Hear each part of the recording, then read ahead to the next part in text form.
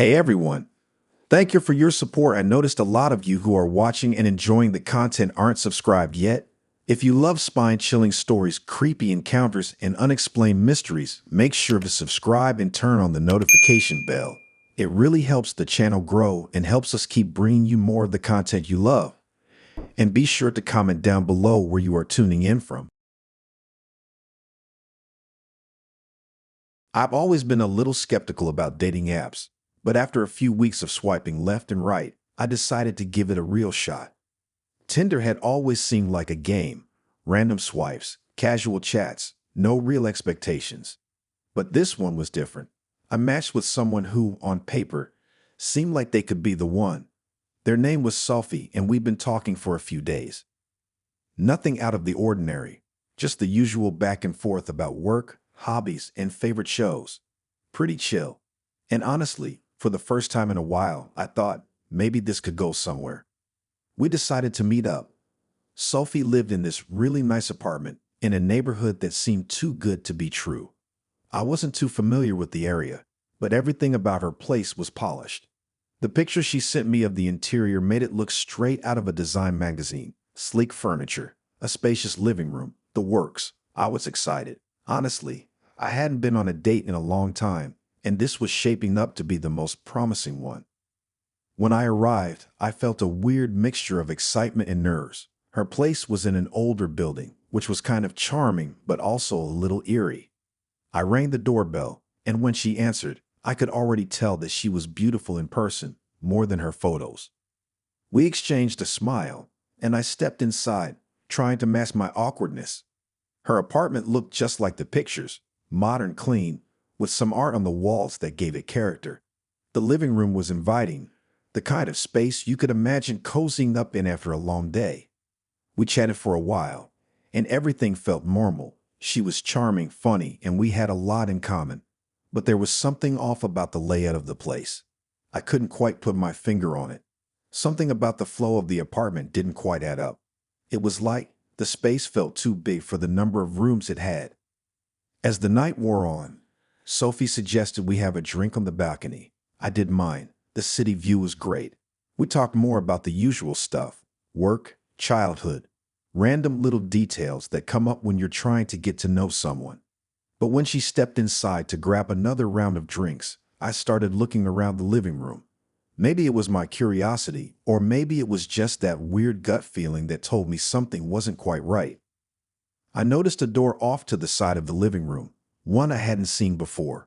It was subtle, like it blended in with the walls, and the only reason I noticed it was because the light from the balcony fell at an angle that illuminated the edges. It didn't look like it led anywhere useful. Probably a closet or storage, I figured. But when Sophie stepped away, I couldn't help myself. I walked over and gave it a little push. It was locked. Now, I wasn't exactly going to start prying into other people's stuff, but curiosity got the best of me. I tried to shake the handle, and when that didn't work, I took a second to look around. The hallway was empty, and Sophie was still outside. I was alone, and the door seemed so out of place. Something didn't sit right with me, and against my better judgment, I decided to check around for a key. It didn't feel like I was being sneaky. It was more like I just had this nagging feeling that I needed to see what was behind it. I checked a couple of drawers, looked under a rug by the door, and then I found something in a small side table next to the wall. A key with a faded tag that said storage. I didn't think twice. I unlocked the door, feeling a rush of adrenaline. What I saw inside still messes with me to this day. At first, I couldn't make sense of it. The room was small and windowless, with walls that seemed way too bare. There was just a single light bulb hanging from the ceiling, flickering every few seconds. My eyes immediately went to the bed in the center of the room. It was neatly made, like someone had placed it there to make it look normal, but nothing about it felt normal. There was something heavy in the air. I felt like I was intruding. I glanced around the room more carefully, and then I saw the cameras. At first, I thought they were some kind of weird decor, but no, they were real cameras, set up in each corner of the room, pointing right at the bed. My heart dropped into my stomach. I stood frozen for a moment, trying to make sense of what I was seeing. But it got worse. Near the bed was a pile of old phones, at least 10 or 12 of them. Some were cracked, some were newer, but all of them had one thing in common. They were turned on. The screens were buzzing with notifications, but what caught my attention wasn't the phones themselves. It was the one that was ringing. I don't know why I picked it up, but I did. The screen showed my name, my full name, first and last, and there was a notification. Incoming call. My heart skipped a beat. I didn't know what to do. I should have hung up, should have bolted out of the apartment right then, but I just stood there, staring at the screen. It kept buzzing. I glanced at the door, but there was no sign of Sophie. I was alone in this strange, locked room with the buzzing phone. Slowly, I answered the call. There was nothing on the other end. No voice, no sound at all, just dead air. But that was enough to make my blood run cold. This wasn't some strange coincidence. Someone was watching me. Someone had been watching me for a while. I dropped the phone like it was on fire, my hands trembling. I didn't know what to do. I wanted to run. I wanted to leave and never look back, but my legs wouldn't move. I felt like I was stuck in place, paralyzed by a mix of fear and confusion. I don't know how long I stood there, just staring at the room, trying to figure out what to do. But then I heard it, the sound of footsteps behind me. Sophie's voice came from the doorway. I didn't even need to turn around. I knew. I knew that she had been watching. I knew she had been waiting for me to find it. I told you. You weren't supposed to find that. I froze, not knowing whether to scream or run. But before I could move, Sophie was there, standing in the doorway, a smile on her face that didn't reach her eyes.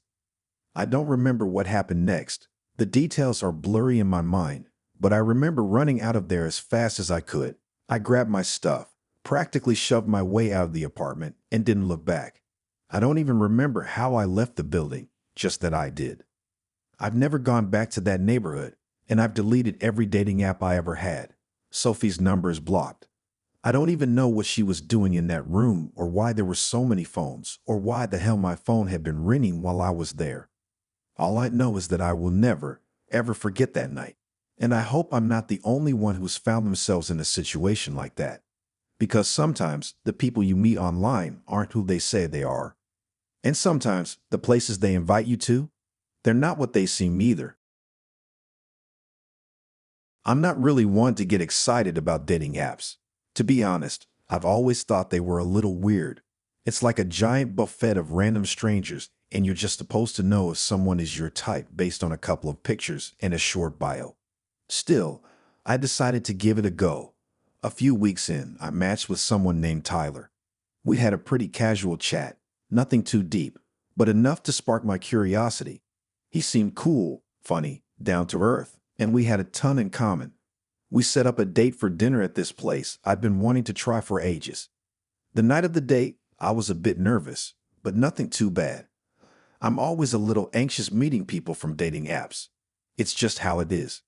But when I walked into the restaurant and saw him standing at the bar, I immediately relaxed. He looked like his photos, only in person, he was even better looking. We exchanged greetings, and after some small talk, we grabbed our table and sat down. The conversation flowed easily. We laughed about some random things, talked about our jobs, and got to know each other a bit more. I was actually having a good time. Tyler was easy to talk to, which isn't always the case with online dates. Everything seemed pretty normal, too normal, maybe. But then, Tyler went to the bathroom, and for some reason, I had this weird urge to check his Tinder profile again. Not like I thought anything was wrong, but I just felt like it. So I pulled out my phone, opened the app, and found his profile. That's when I saw it. The first thing I noticed was that the name had changed. It wasn't Tyler anymore. It was my name. My name. I stared at the screen for a second, blinking, trying to process what I was seeing. I checked the photos. One of them was a picture I had posted on my own profile. The others weren't mine, but they were eerily close to the ones I had used in the past. A couple of photos I'd taken on vacation, and one from a concert I'd gone to last summer. It was my profile, but with Tyler's name on it. My heart started to race, and I suddenly felt this creeping unease. I had no idea what was going on, but I didn't like it. I refreshed the page, thinking maybe it was just a glitch. But no, the profile was still there. My photos, my name, everything. I even swiped up to look at the About Me section, and it was a weird mix of my interests and things Tyler had said in our conversation.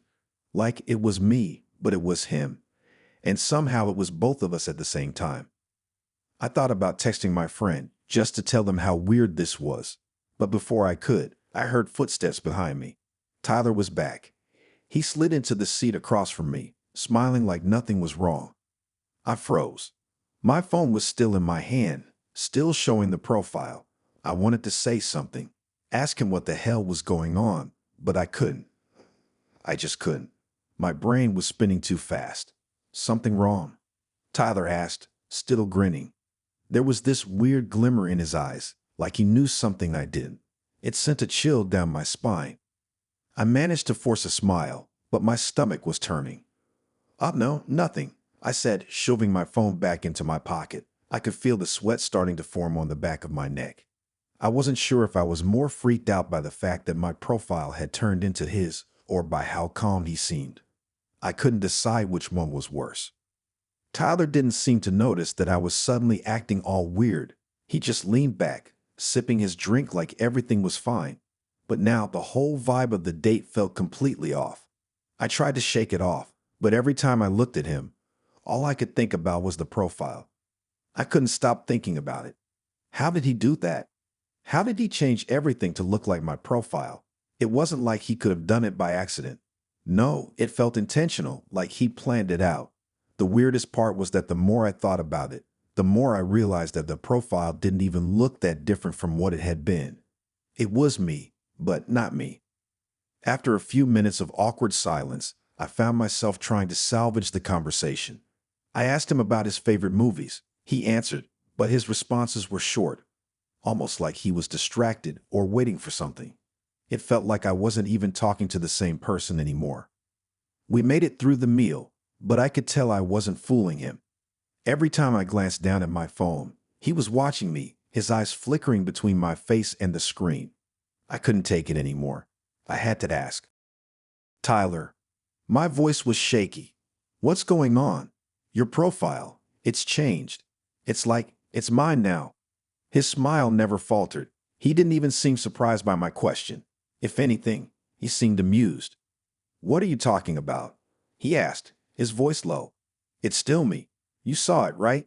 You've been talking to me this whole time. I couldn't understand what was happening. It was like I was talking to someone who wasn't Tyler anymore. But the more I tried to make sense of it, the more everything felt like it was slipping through my fingers. My phone buzzed in my pocket, and without thinking, I pulled it out again. It was his profile again, the one with my name on it. I was so deep in my own head, trying to figure out how this was even possible, that I didn't notice Tyler had stood up. He was standing next to my chair now, smiling down at me with that same strange expression. You okay? He asked again, that eerie calmness in his voice. You look like you've seen a ghost. I stood up quickly, my chair scraping loudly against the floor.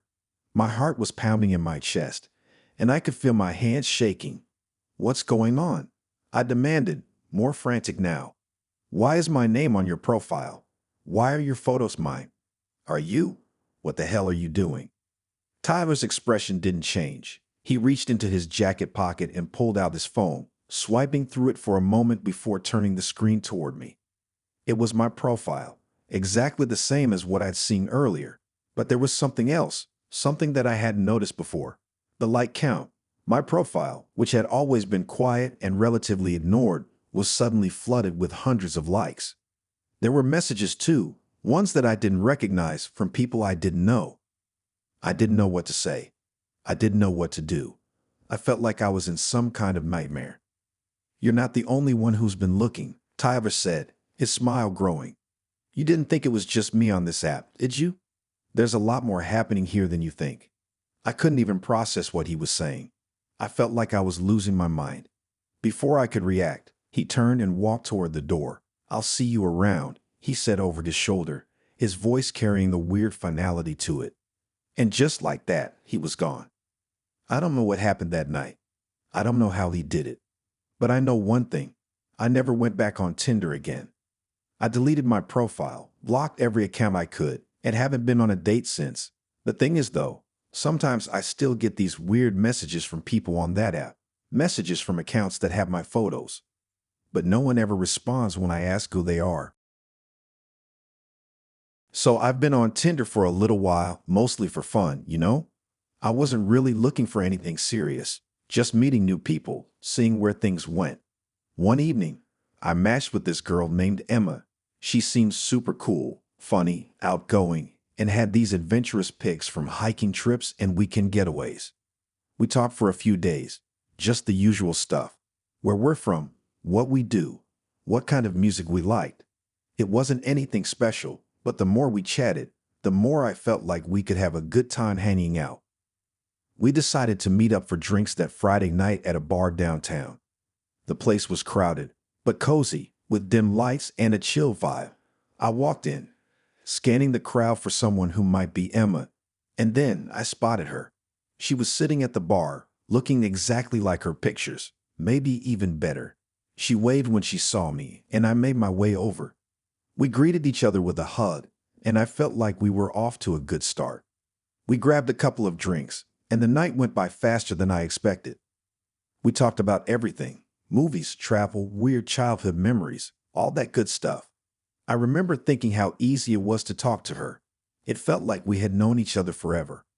By the time we finished our first round of drinks, I was feeling pretty good. It was one of those rare moments when everything just clicks on a date. You know the ones.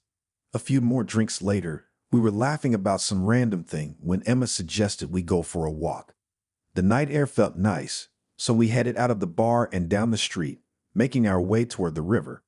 We talked more and took a few pictures along the way. There was one photo in particular I remember clearly.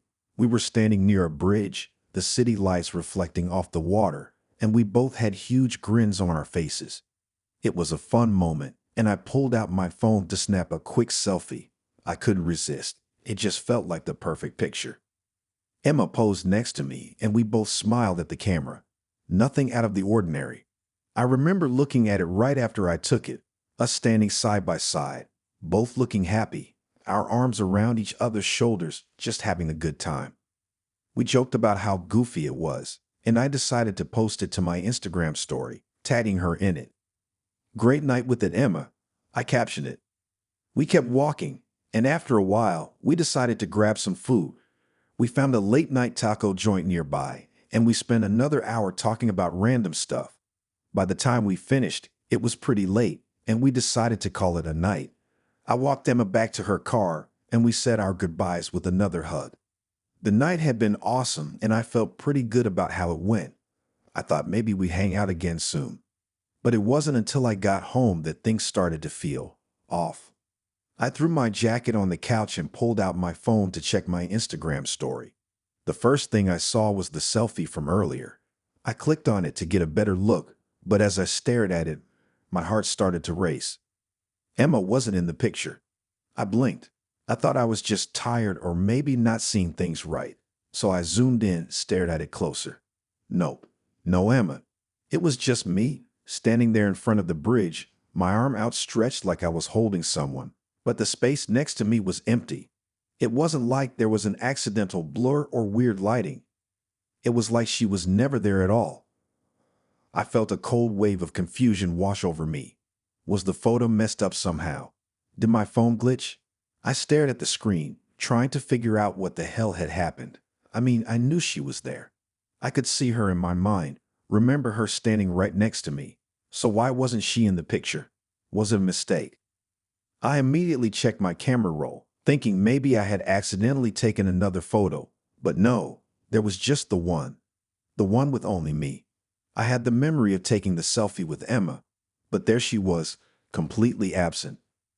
I tried to calm myself down. I wasn't going to jump to conclusions. Maybe I just needed some sleep. Maybe it was nothing. But something inside me told me to check the rest of my phone. I pulled up the Tinder app, hoping I could make sense of it.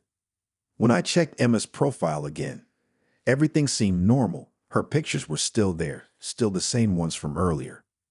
I scrolled through the messages between us, trying to make sure everything was as it should be. Nothing was weird. It was just the usual back and forth about how much fun we had, asking if I'd want to do it again sometime. So I decided to put it down to a glitch. Maybe my phone had just messed up the picture somehow. But still, I couldn't shake the feeling of unease. Before I could stop myself, I sent Emma a message. Hey, quick question. Did you notice anything weird about that selfie we took earlier? I didn't expect her to respond right away. It was late, and I was sure she'd be asleep by now. I tossed my phone on the bed and got ready for bed myself, still feeling a little weird about it. But sleep didn't come easily. Every time I closed my eyes, my mind kept flashing back to the empty spot in that photo, and I couldn't shake the feeling that something wasn't right. The next morning, I woke up to a notification. Emma had replied to my message. I opened it, half expecting something normal like, "What are you talking about?" or "Haha, you're crazy." But instead I read, "You didn't see it, did you? The one you took after the selfie?" I stared at the message for a long time, rereading it a few times. What was she talking about? After the selfie? I only remembered the one picture we took, the one with just me in it. I shot her a quick reply. "What do you mean? There was only the one." She responded almost immediately. "Look again." I was starting to get a little freaked out. What was going on? I opened the photo gallery on my phone, my hands trembling a little as I scrolled. When I got to the selfie, I saw it, the one with only me, but then something made my blood run cold. There was another photo right after it, a new one. I hadn't seen it before. It was a picture of the two of us, except it wasn't us. In the new photo, I was there, but Emma was different. Her face was distorted, not in a way that made her look like a monster, but like her features were wrong. Her eyes were too wide, her mouth slightly crooked, and there was something about her posture that looked off. She wasn't smiling like she was in the selfie, and the whole thing just felt wrong. It was like the photo didn't belong. My heart was pounding. I stared at the image for a while, trying to make sense of it, but the more I looked at it, the more uneasy I became. I'd never taken that photo. I'd never seen it before, and I had no idea how it had ended up in my gallery. I immediately texted Emma back, asking her what the hell was going on, but this time, she didn't reply. I've deleted the app now. I've deleted the photo. I tried to block it all out, but I still can't stop thinking about it. I don't know what happened that night, but I don't think I'll ever forget it.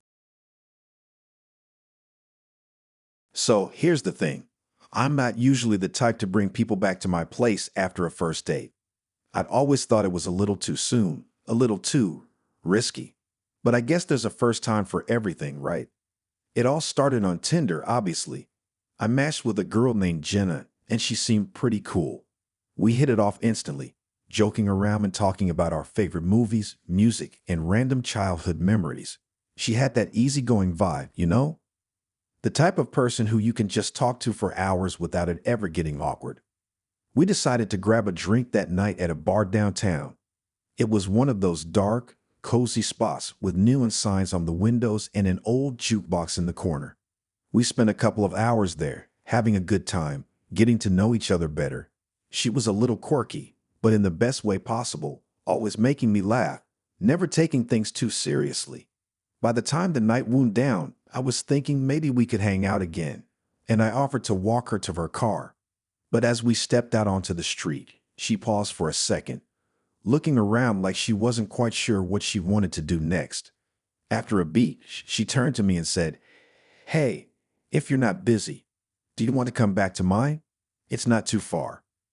Now, I wasn't expecting that, but I thought, why not? It wasn't like I had any big plans for the night, so I agreed. We hopped into her car and drove a few blocks to her place. When we arrived, I was immediately struck by how normal everything seemed.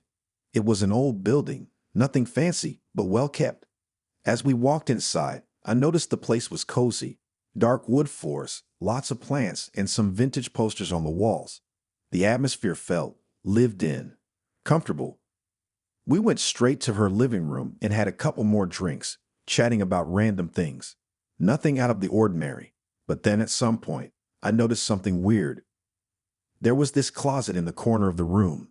Not unusual, right? It wasn't even that big. But what caught my eye was the fact that the door was completely covered in duct tape, so much of it that you couldn't even see the cracks where the door met the frame. It was completely sealed shut. I mean, I wasn't exactly shocked. People are weird, and I wasn't going to judge. Still, I couldn't help but ask, "Hey, what's with the closet?" She laughed, but it was a little too forced. "Oh, that. It's nothing. Just some stuff I'm trying to get rid of, I guess. It's not a big deal." She paused, looking over at the closet before quickly changing the subject. "Anyway, want to play a game or something?" I laughed it off, telling her it was probably nothing. It seemed like the kind of thing that was better left undiscussed, you know? So we moved on and started playing a random card game she had lying around. The night went on, and we spent hours talking and laughing, drinking, and just vibing. But that damn closet kept nagging at the back of my mind. Later, after a couple of hours, we ended up on the couch. Jenna was sitting close to me, and we were watching some random movie. I was starting to feel a little tipsy, so I wasn't thinking too much about it. The room was quiet, just the sound of the TV playing in the background. But then I noticed Jenna was staring at the closet, like she wasn't even trying to hide it. Her gaze was fixed on the duct tape, her fingers gripping the armrest, her body stiff. She didn't even seem to notice me watching her. I nudged her with my shoulder and she blinked, shaking herself out of whatever trance she'd been in. "You okay?" I asked, not sure if I was being paranoid or if she was just drunk. "Yeah," she said, a little too quickly. "I'm fine. Just tired." She forced a smile, but it didn't quite reach her eyes. That's when I realized there was something off about her. She'd been so relaxed, so carefree at the bar, but now she was a different person. Tense, distant, like she was trying too hard to be normal. I didn't push her on it. I mean, it wasn't my place to pry. But I couldn't ignore that weird vibe. Eventually, we decided to call it a night, and she showed me to the guest room. It wasn't huge, but it was nice. There was a bed, a dresser, and a small window that looked out onto the street. I thanked her, and she gave me a quick smile before heading back to the living room. The door clicked shut behind her, and I was left in the quiet room. But I couldn't shake that feeling, the way she'd acted, the way she'd looked at that closet. It was like there was something in there, something she was hiding, something she didn't want me to see. I tried to push it out of my mind. Maybe I was overthinking it. Maybe I'd had too much to drink. But I couldn't fall asleep. Every time I closed my eyes, I kept thinking about that closet, wondering what was behind the duct tape. What could possibly be so bad that it needed to be sealed up like that? Eventually, I dozed off, but I didn't sleep well. I kept waking up, feeling like something was wrong. I would check the time, shift around, try to get comfortable, but I just couldn't shake that eerie feeling. It was around 3 a.m. when I woke up again, feeling weirdly restless. The room was still dark, and the only sound was the occasional car passing by outside. But then I heard something. A faint sound, barely audible at first, but definitely there. A whisper. I froze, my heart starting to race. My eyes darted around the room, but there was nothing unusual. The door was still shut. The window was still closed, but the whispering? It was coming from the closet. I strained to hear it, trying to make out the words, but it was too soft, too muffled. Still, the sound was there. Someone, or something, was definitely whispering. My stomach flipped. I felt the cold sweat forming on the back of my neck as I stared at the closet door. The duct tape still covered it completely. I'd been talking to Haley on Tinder for a couple of weeks. She was exactly my type. Dark hair, green eyes, a smile that could light up a room. Our conversations were easy, playful, and I definitely felt that spark. After a few days of chatting, we decided to meet in person. I suggested a coffee shop, but she seemed to have a better idea. "Why don't you come over to my place? I'll make dinner. I'm a pretty good cook," she said, adding a winky face. I wasn't sure at first. I mean, I'd only just met her online, and the whole inviting someone over so soon thing always felt a bit risky. But I figured, why not? What could go wrong? Plus, she seemed really cool, and I was excited to actually meet her face to face. The address she gave me was in a nice neighborhood, quiet, with tree-lined streets and old brick buildings. It had a cozy vibe. I parked in front of her building and sent her a text to let her know I was outside. She texted me back almost immediately. I'm on the second floor. Come on up when you're ready. The building was old, but it had that charm to it, you know. When I walked inside, the hallways were dimly lit, with old wooden floors that creaked underfoot. I found her apartment without much trouble and knocked on the door. She opened it almost immediately, her smile wide, and I could see the warmth in her eyes. "Hey, you made it," she said, stepping aside so I could come in. Her apartment was cozy, small, but comfortable. There were plants all over, a few art prints on the walls, and a vintage rug on the floor. It felt lived in, and there was a faint smell of something delicious wafting from the kitchen. My stomach grumbled just a little, and she laughed, noticing. I was just about to get dinner started. "You hungry?" she asked. I nodded, and we spent the next few minutes chatting while she finished cooking. She was easy to talk to, and I could tell we were hitting it off. The night was going great. Good food, good conversation, and definitely some chemistry. After dinner, we moved to the living room. We sat on the couch, and Haley suggested we watch a movie. Nothing special, just some random rom-com. As we settled in, I noticed that she had a pretty decent bookshelf against one of the walls. It was packed with books, fiction, art, a couple of old records scattered on the shelves too. I'm a sucker for old books, so I leaned over to get a closer look. But as I reached for a book on the second shelf, my eyes caught something strange. There was a small black object wedged between two books, almost perfectly hidden. At first, I thought it might just be a random decoration, but then I realized it was too symmetrical, too out of place. I pulled it out carefully, and my blood ran cold. It was a camera, a tiny, black, discreet camera, like the kind you see in a spy movie. I turned it over in my hand, my mind racing. What the hell was this doing here? My first thought was that maybe she had it for security reasons, or maybe it was just some weird tech thing. But something about the way it was positioned made me uneasy. It wasn't just sitting there. It was placed deliberately, tucked in between the books so it could get a perfect angle of anyone sitting on the couch. I tried to keep my cool. Maybe I was just overthinking things. I put the camera back where I found it, but now I couldn't stop thinking about it. I didn't want to accuse her of anything, not yet, but my gut was telling me that something was off. I glanced over at Haley. She was completely engrossed in the movie, her attention fixed on the screen. She was laughing at something the characters had said, completely unaware of my growing suspicion. I decided not to say anything yet. I'd just leave after the movie, and I'd figure it out. But then, things took a turn. I stood up to stretch my legs, pretending to be casual. I went toward the bookshelf again, my eyes quickly scanning the rest of the room. That's when I saw it.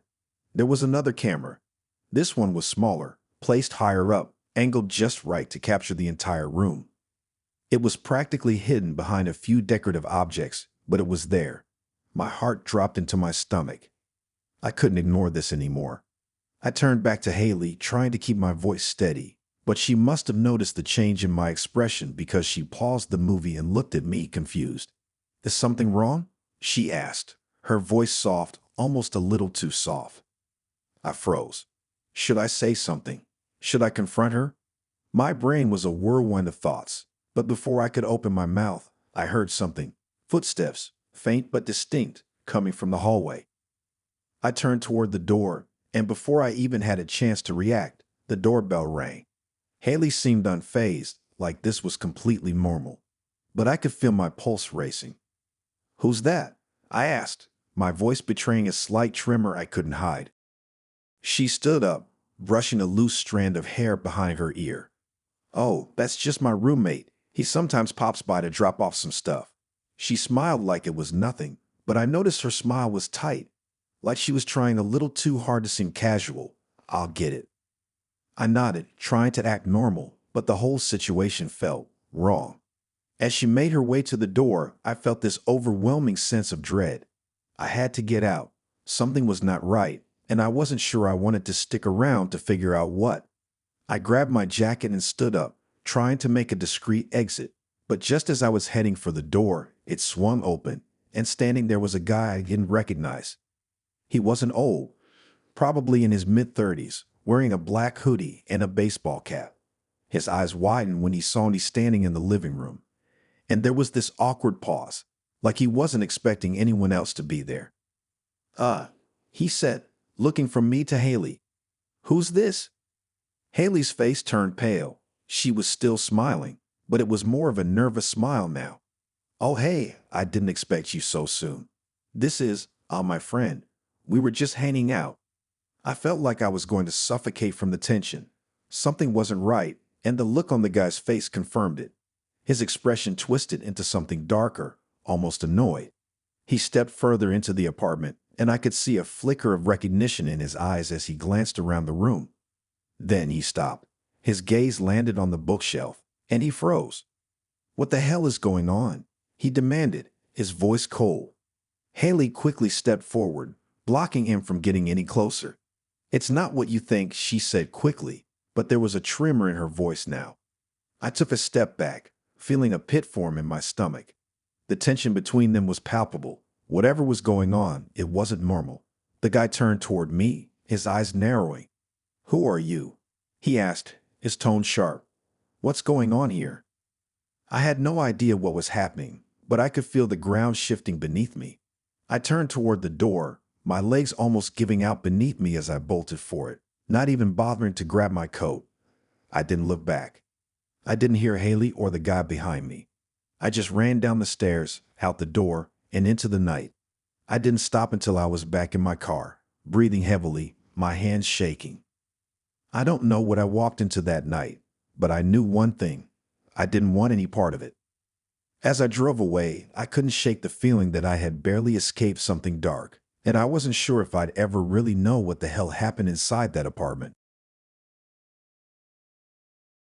It was a Friday night. I had been talking to Olivia on Tinder for about a week, and things had been going pretty well. We had shared some laughs over memes, joked about random things, and even found a few common hobbies, like hiking and watching old-school horror movies. After all the usual small talk, we agreed to meet up in person. She suggested I come over to her apartment to hang out. I wasn't sure about the whole going to someone's place on the first date thing, but we had been chatting long enough that I felt comfortable enough to give it a shot. Plus, she seemed cool and her pictures on her profile were nice. Nothing too fancy, but she looked natural, which I liked. No weird filters, no overly staged shots. So I made the 20-minute drive to her place. I texted her as I pulled up in front of her building, saying, I'm here. I sat in my car for a moment, just scrolling through my phone, checking a couple of notifications. I wasn't exactly nervous, but the whole first date thing always carries a little excitement, right? It's new, and even if you're both talking for a while, there's still that element of surprise once you meet in person. Her apartment building wasn't huge, but it looked decent enough. Old brick, a few floors, and a small parking lot. Pretty quiet. I figured she probably lived on the second or third floor, based on the lights coming from the windows. The building had this old-school charm to it. Creaky floors, the smell of wood and stale air. It felt like a place where people had been living for years, if that makes sense. I checked my phone again, waiting for a reply. As I glanced up at her window on the second floor, something caught my eye. The blinds. They shifted ever so slightly. Not enough to make me think someone was actively watching, but definitely enough to make me question what was going on. My heart skipped a beat. Was that her? Was she looking out at me? Or maybe just checking to see if I'd arrived? I sat there for a moment waiting. Then my phone buzzed. I opened the text message, expecting something like, come on up, or I'm almost ready. But what I saw made my stomach drop. Sorry, had to cancel. Let's reschedule? I blinked a couple of times. That was odd. Just a minute ago, I had been texting her, and now she was telling me she had to cancel. I stared at the message for a second, trying to process what had just happened. I checked the time. I wasn't late, was I? No, I was right on time. I looked back up at the window. The blinds were now fully closed. I couldn't see anything inside. Maybe she was just playing it safe. Maybe something came up. I wasn't going to jump to conclusions, but the timing felt off. Too quick.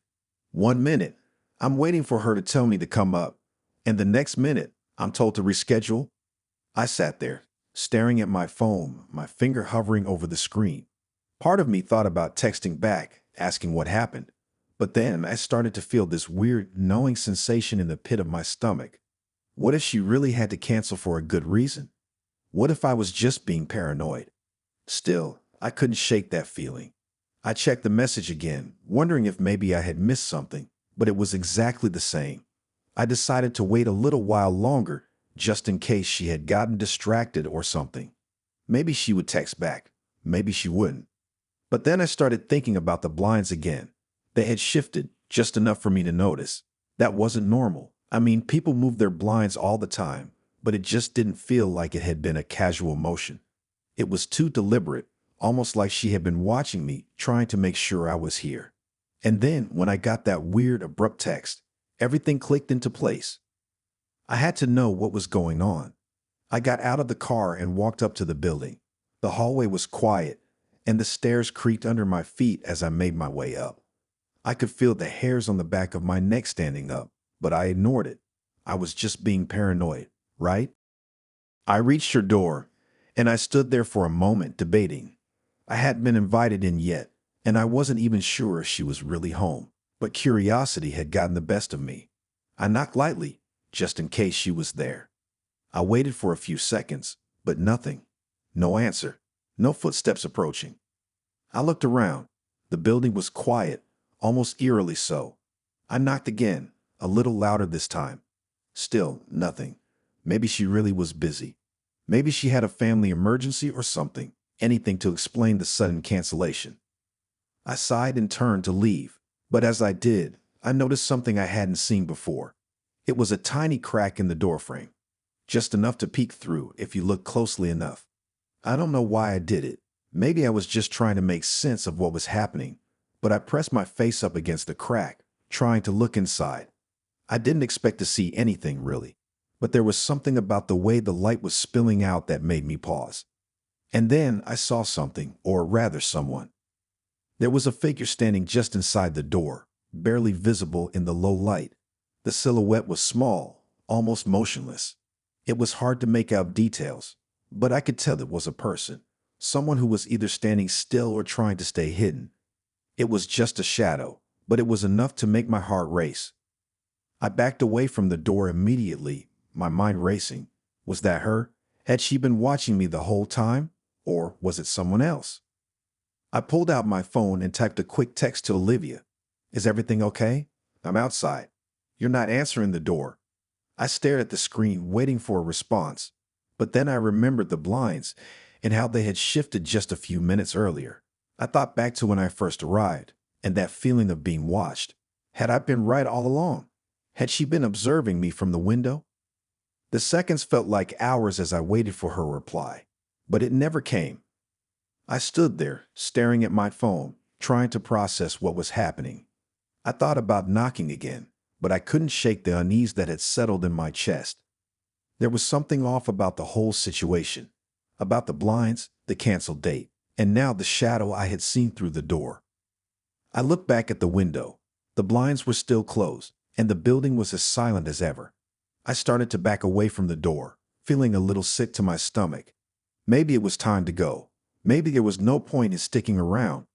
As I turned to leave, my phone buzzed. It was a message from Olivia. I hesitated before opening it, already knowing what it was going to say. Sorry, had to cancel. Let's reschedule? The same message from before. But this time, there was no question. It was clear. This wasn't some coincidence. Something wasn't right here, and I wasn't sticking around to find out what. I turned and walked down the stairs, the uneasy feeling in my chest only growing stronger with each step. As I reached my car, I glanced up at the apartment window one last time. The blinds were still closed. But as I got into my car and started the engine, I couldn't shake the feeling that someone had been watching me the entire time. And I wasn't sure if it had ever been Olivia behind those blinds at all. It was one of those typical Tuesday nights, the kind where I was just trying to kill time after a long day at work. I had been on and off Tinder for a while, nothing too serious, just some casual chatting here and there. But then I matched with Emily. Her profile was simple but captivating. She had this easy smile and seemed pretty down to earth, so I figured, why not? We started chatting, and before I knew it, we were texting every day. The conversation flowed easily, no awkward pauses, no forced small talk. I'd seen a lot of profiles where people would message you for a day, then ghost you, but this was different.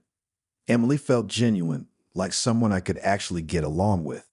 After a week of texting back and forth, we decided to meet in person. She suggested a casual dinner at a little Italian place downtown.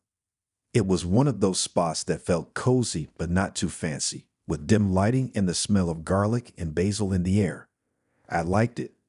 It was the perfect vibe for a first date. Low-key, not too high pressure. When I arrived, I spotted her right away. She was sitting at a table by the window, looking down at her phone. Her hair was dark, falling in soft waves around her face, and she was wearing a simple white blouse. I walked up to the table, and she looked up, smiling. "Hey," she said, standing up to hug me. Her hug was warm, not awkward, and I could immediately tell we were going to have a good time. We sat down, ordered some wine, and dove right into conversation. It felt natural, like we'd been friends for ages. We talked about everything: work, hobbies, travel, even the weirdest foods we've ever tried. It was easy. But as the night went on, something started to feel off. I noticed after a few minutes that Emily wasn't touching her food. She had ordered the lasagna, and it looked good, steaming with melted cheese and marinara sauce. But she hadn't even picked up her fork. She was just staring at her plate, occasionally nodding along to whatever I was saying. I thought maybe she was just distracted, so I kept talking, but she barely responded. It wasn't like she wasn't interested, it was more like she wasn't there. I took a bite of my food, hoping the awkwardness would pass, but I couldn't shake the feeling that something wasn't quite right. I tried to make a joke to lighten the mood, but she didn't laugh. She just smiled, that same polite, distant smile, and nodded. Her eyes kept flicking to the door, to the other people in the restaurant, but never to me. I felt a weird tension in my chest as I continued to eat. I kept looking at her, wondering if she was sick or if something was bothering her. She hadn't touched her food, hadn't even taken a sip of her drink. It was like she was just there, but not really present. After a while, I couldn't ignore it anymore. "Is everything okay?" I asked, trying to sound casual but definitely feeling concerned. She looked at me, a small smile playing on her lips. "Yeah, everything's fine. I'm just not really hungry, I guess." It seemed like a weird excuse. The food looked so good, and she had been talking about how much she liked Italian food earlier in the conversation. But I let it slide. Maybe she was just nervous, or maybe she wasn't feeling well. I wasn't going to push it. We finished the meal, and I offered to pay for the check. She insisted on splitting it, so we did. I did mine. I stood up to grab my jacket, feeling a little confused but trying to stay positive. I figured maybe she was just having an off day, or maybe she was shy. Either way, I wanted to at least end the date on good terms. We walked outside together, and I offered to walk her to her car. She smiled, nodding. The conversation was lighter now, but I couldn't help but feel like something was missing. I wasn't sure if it was her or me, but the vibe had definitely shifted somewhere along the way. When we got to her car, she turned to me with a smile that seemed a little too polite. "Thanks for dinner," she said softly. "It was nice meeting you." I nodded. "Yeah, it was really great. Maybe we could do it again sometime." She paused for just a second, as if thinking about it, then nodded again. "Yeah, I'd like that. I'll talk to you later." I watched her get into her car, and before she drove off, she waved. I waved back, but as I watched her drive away, a strange feeling settled in my stomach. It wasn't exactly disappointment, but it was something close to it. It felt like I was missing a piece of the puzzle, like the date had been incomplete. I didn't know what I had expected, but that wasn't it. I stood there for a second, watching her car disappear down the street before pulling out my phone. I sat down on a bench nearby and opened Tinder, figuring I'd just check if she had messaged me, maybe to say she had a good time or suggest another date. As I opened the app, I saw that she had already unmatched me. I blinked, looking at the screen. My heart skipped a beat. I knew this could happen. People can unmatch you for all sorts of reasons, but it still felt like a punch to the gut. What had gone wrong? I thought things had gone okay, even if the night had felt a little weird at times. But then, just as I was about to close the app and push it out of my mind, I glanced up at the restaurant. And there she was, Emily. She was sitting back at the table inside, staring at me through the window. Her posture was unnaturally stiff, and her face, which had once been warm and inviting, now looked completely blank. She was just sitting there, not moving, not doing anything. I felt a cold chill run down my spine. Why was she still there? The restaurant was nearly empty now. The staff was cleaning up, but she was still sitting at that same table. Her eyes were locked on me, and her face was expressionless, almost too still. It was as if she hadn't moved at all. I didn't know what to think. Was she still waiting for me to come back in, or was something else going on? The longer I stared at her, the more unsettling it became.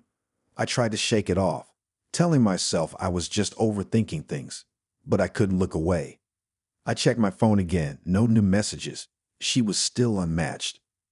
And yet, there she was, sitting at the table, just watching me. I felt my stomach churn. Slowly, I stood up, my legs feeling a little shaky. I walked toward the door, feeling like I was being pulled into something I didn't understand. I reached for the handle, but something stopped me before I could open it. The thought hit me like a brick. What if she was waiting for me to come back? What if she wanted to talk? What if she wasn't done with the date? I hesitated for a long moment, staring at the door, then back at the window. I didn't know what I was expecting to happen, but I couldn't bring myself to open that door and go back inside. Instead, I turned and walked away, my footsteps echoing down the quiet street. I didn't look back, but the image of her sitting there, staring, stayed with me. And even now, every time I think about that night, I can't shake the feeling that something about it was completely wrong. Something that was never explained. I guess I'll never know why she didn't eat, why she unmatched me so quickly, or why she was still sitting there after I left. But I'm pretty sure I don't want to find out. I'll be honest, I'm not exactly the type to get excited about Tinder dates. Most of them are a bit of a letdown, with people either not being what they seemed or just not clicking in person. But then I matched with Kate. Her profile was simple, cute, and most importantly, she seemed pretty down to earth. No crazy selfies or too good to be true vacation photos. She was real. We hit it off pretty quickly through text. We joked about random things, talked about our favorite bands, and swapped embarrassing stories. It felt easy. So when she suggested I come over to her place for a low-key evening, I agreed. It felt like a good idea. Plus, she seemed cool. Her apartment was in an older building, one of those that had character, but also a bit of creakiness to it. The door was one of those thick, solid ones, and when she opened it, it creaked loudly, making her laugh. "Sorry about the door," she said, gesturing for me to come in. "It's old, like the rest of the place, but it's cozy." Her place was indeed cozy. It had that lived-in feel, with little trinkets and photos scattered around. I noticed a couple of houseplants by the windows and some vintage movie posters on the walls. It felt warm and comfortable, nothing fancy, but definitely charming. Kate was just making a drink when I came in. She greeted me with a friendly smile, and we sat on the couch, chatting a bit before dinner. It was nice. The vibe was easy, like we'd known each other longer than just a few days of texting. We talked about everything from childhood memories to random stuff we'd read online. It felt like a normal evening. After a bit, I wandered into the kitchen to grab something, and that's when I saw it. On the fridge, stuck with a magnet, was a crayon drawing. At first, I didn't think much of it. Kids' drawings are pretty common, right? But then I looked a little closer, and something about the picture hit me in the gut. It was a picture of a person that looked strangely familiar. The figure had brown hair, kind of messy, and was wearing a t-shirt and jeans. The drawing was simple, clearly done by a child, with crude shapes and bright colors. But what made me stop was the face. The eyes were wide and staring, drawn with exaggerated circles, and the smile was stretched unnaturally across the figure's face. I stood there for a second, trying to figure out why it looked so familiar. Was it someone from her family? Maybe a friend's kid had drawn it for her, and she stuck it up on the fridge. But as I stared at it more, I realized it was me. I turned back to Kate, who was still sitting on the couch, and stared at the drawing again. It was definitely me, Or at least it looked like me, or how a kid would interpret someone they just met. The hair, the clothes, I was almost positive that it was me. The thought made my stomach twist. I didn't want to jump to conclusions, but I was definitely curious. So I asked, trying to keep it casual, "Hey, is that a drawing from a kid you babysit or something?" I gestured toward the fridge. Kate didn't immediately answer. Instead, she turned and looked at the drawing. I could see her face shift slightly.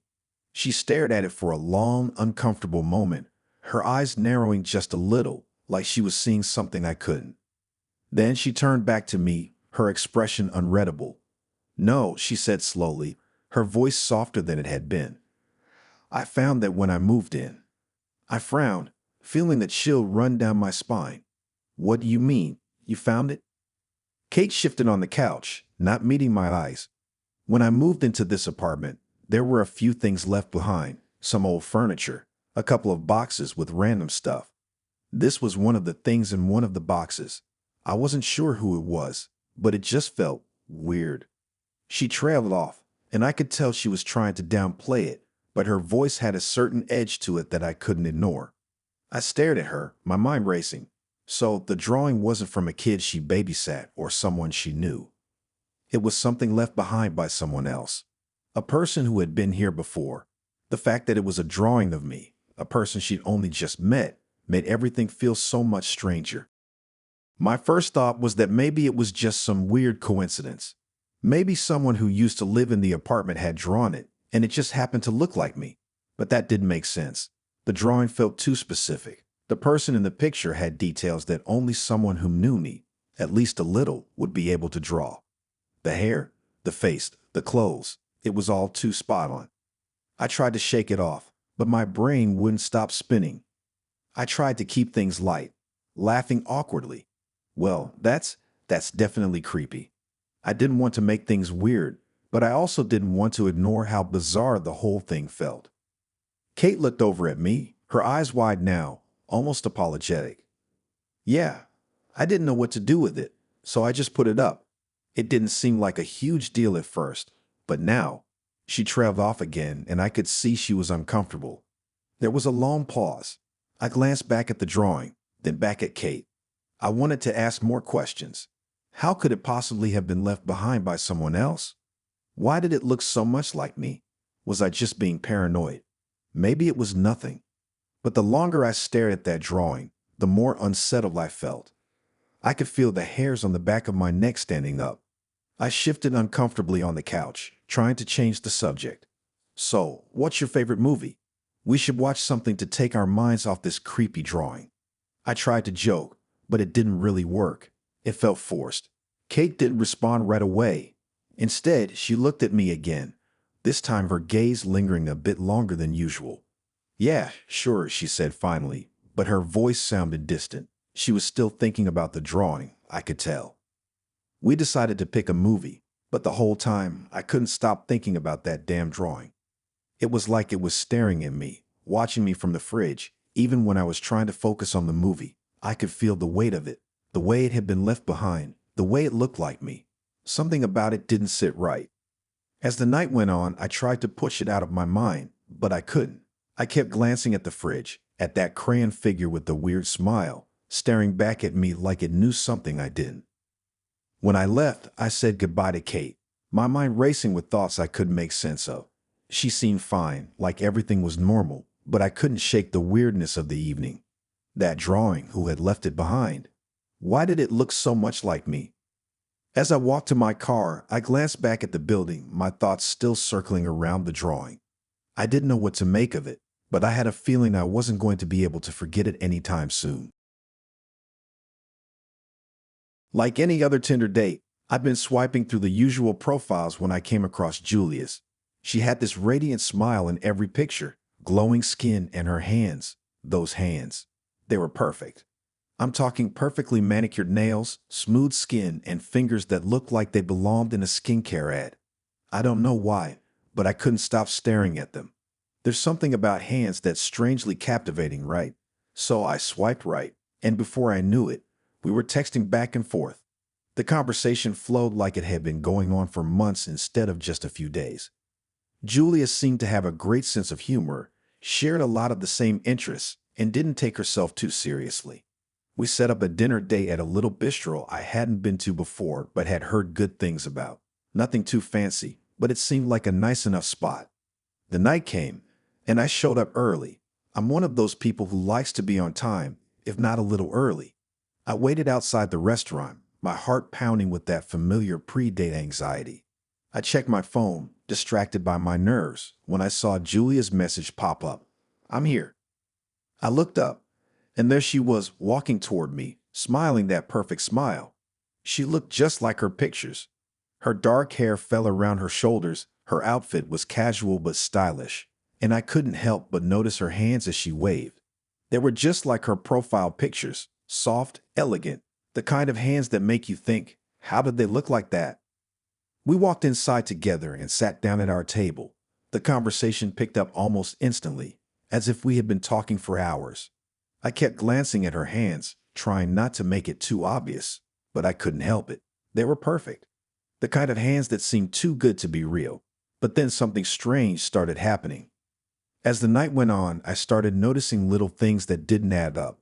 At first, it was minor, just a small imperfection here or there.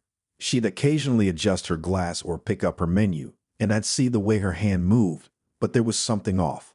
Her nails weren't as smooth as they had been in her photos.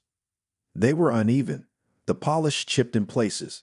I thought maybe she just had a rough day, but then I noticed her skin looked different. Her fingers, which had been flawless in her pictures, now seemed oddly blotchy. A few of the knuckles were a darker shade than the rest of her hand, like someone had just slapped on a bit of fake tan and missed a spot. It was subtle at first, but once I noticed, I couldn't stop looking at it. I kept telling myself it was probably just bad lighting or something, but the more I saw, the more unsettled I felt. As we continued to talk, I leaned back in my chair to adjust my posture, and I happened to glance at her wrist. She lifted her arm just enough for her sleeve to slide up a little, and that's when I saw it. Hastily sewn stitches.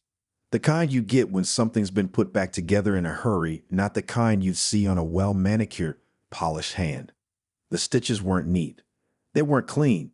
They were jagged, uneven, like someone had used a sewing kit in a rush to cover something up. And there was something wrong about them, like it didn't belong. It wasn't like a scar or a real wound that had been stitched up properly. It was like something had been altered. I froze. My brain went into overdrive, trying to make sense of what I was seeing. Was this some kind of weird thing I wasn't understanding? Maybe she had a medical condition. Maybe she had injured herself recently. But the more I looked at her wrist, the more the question gnawed at me. Why would someone need to hide something like that?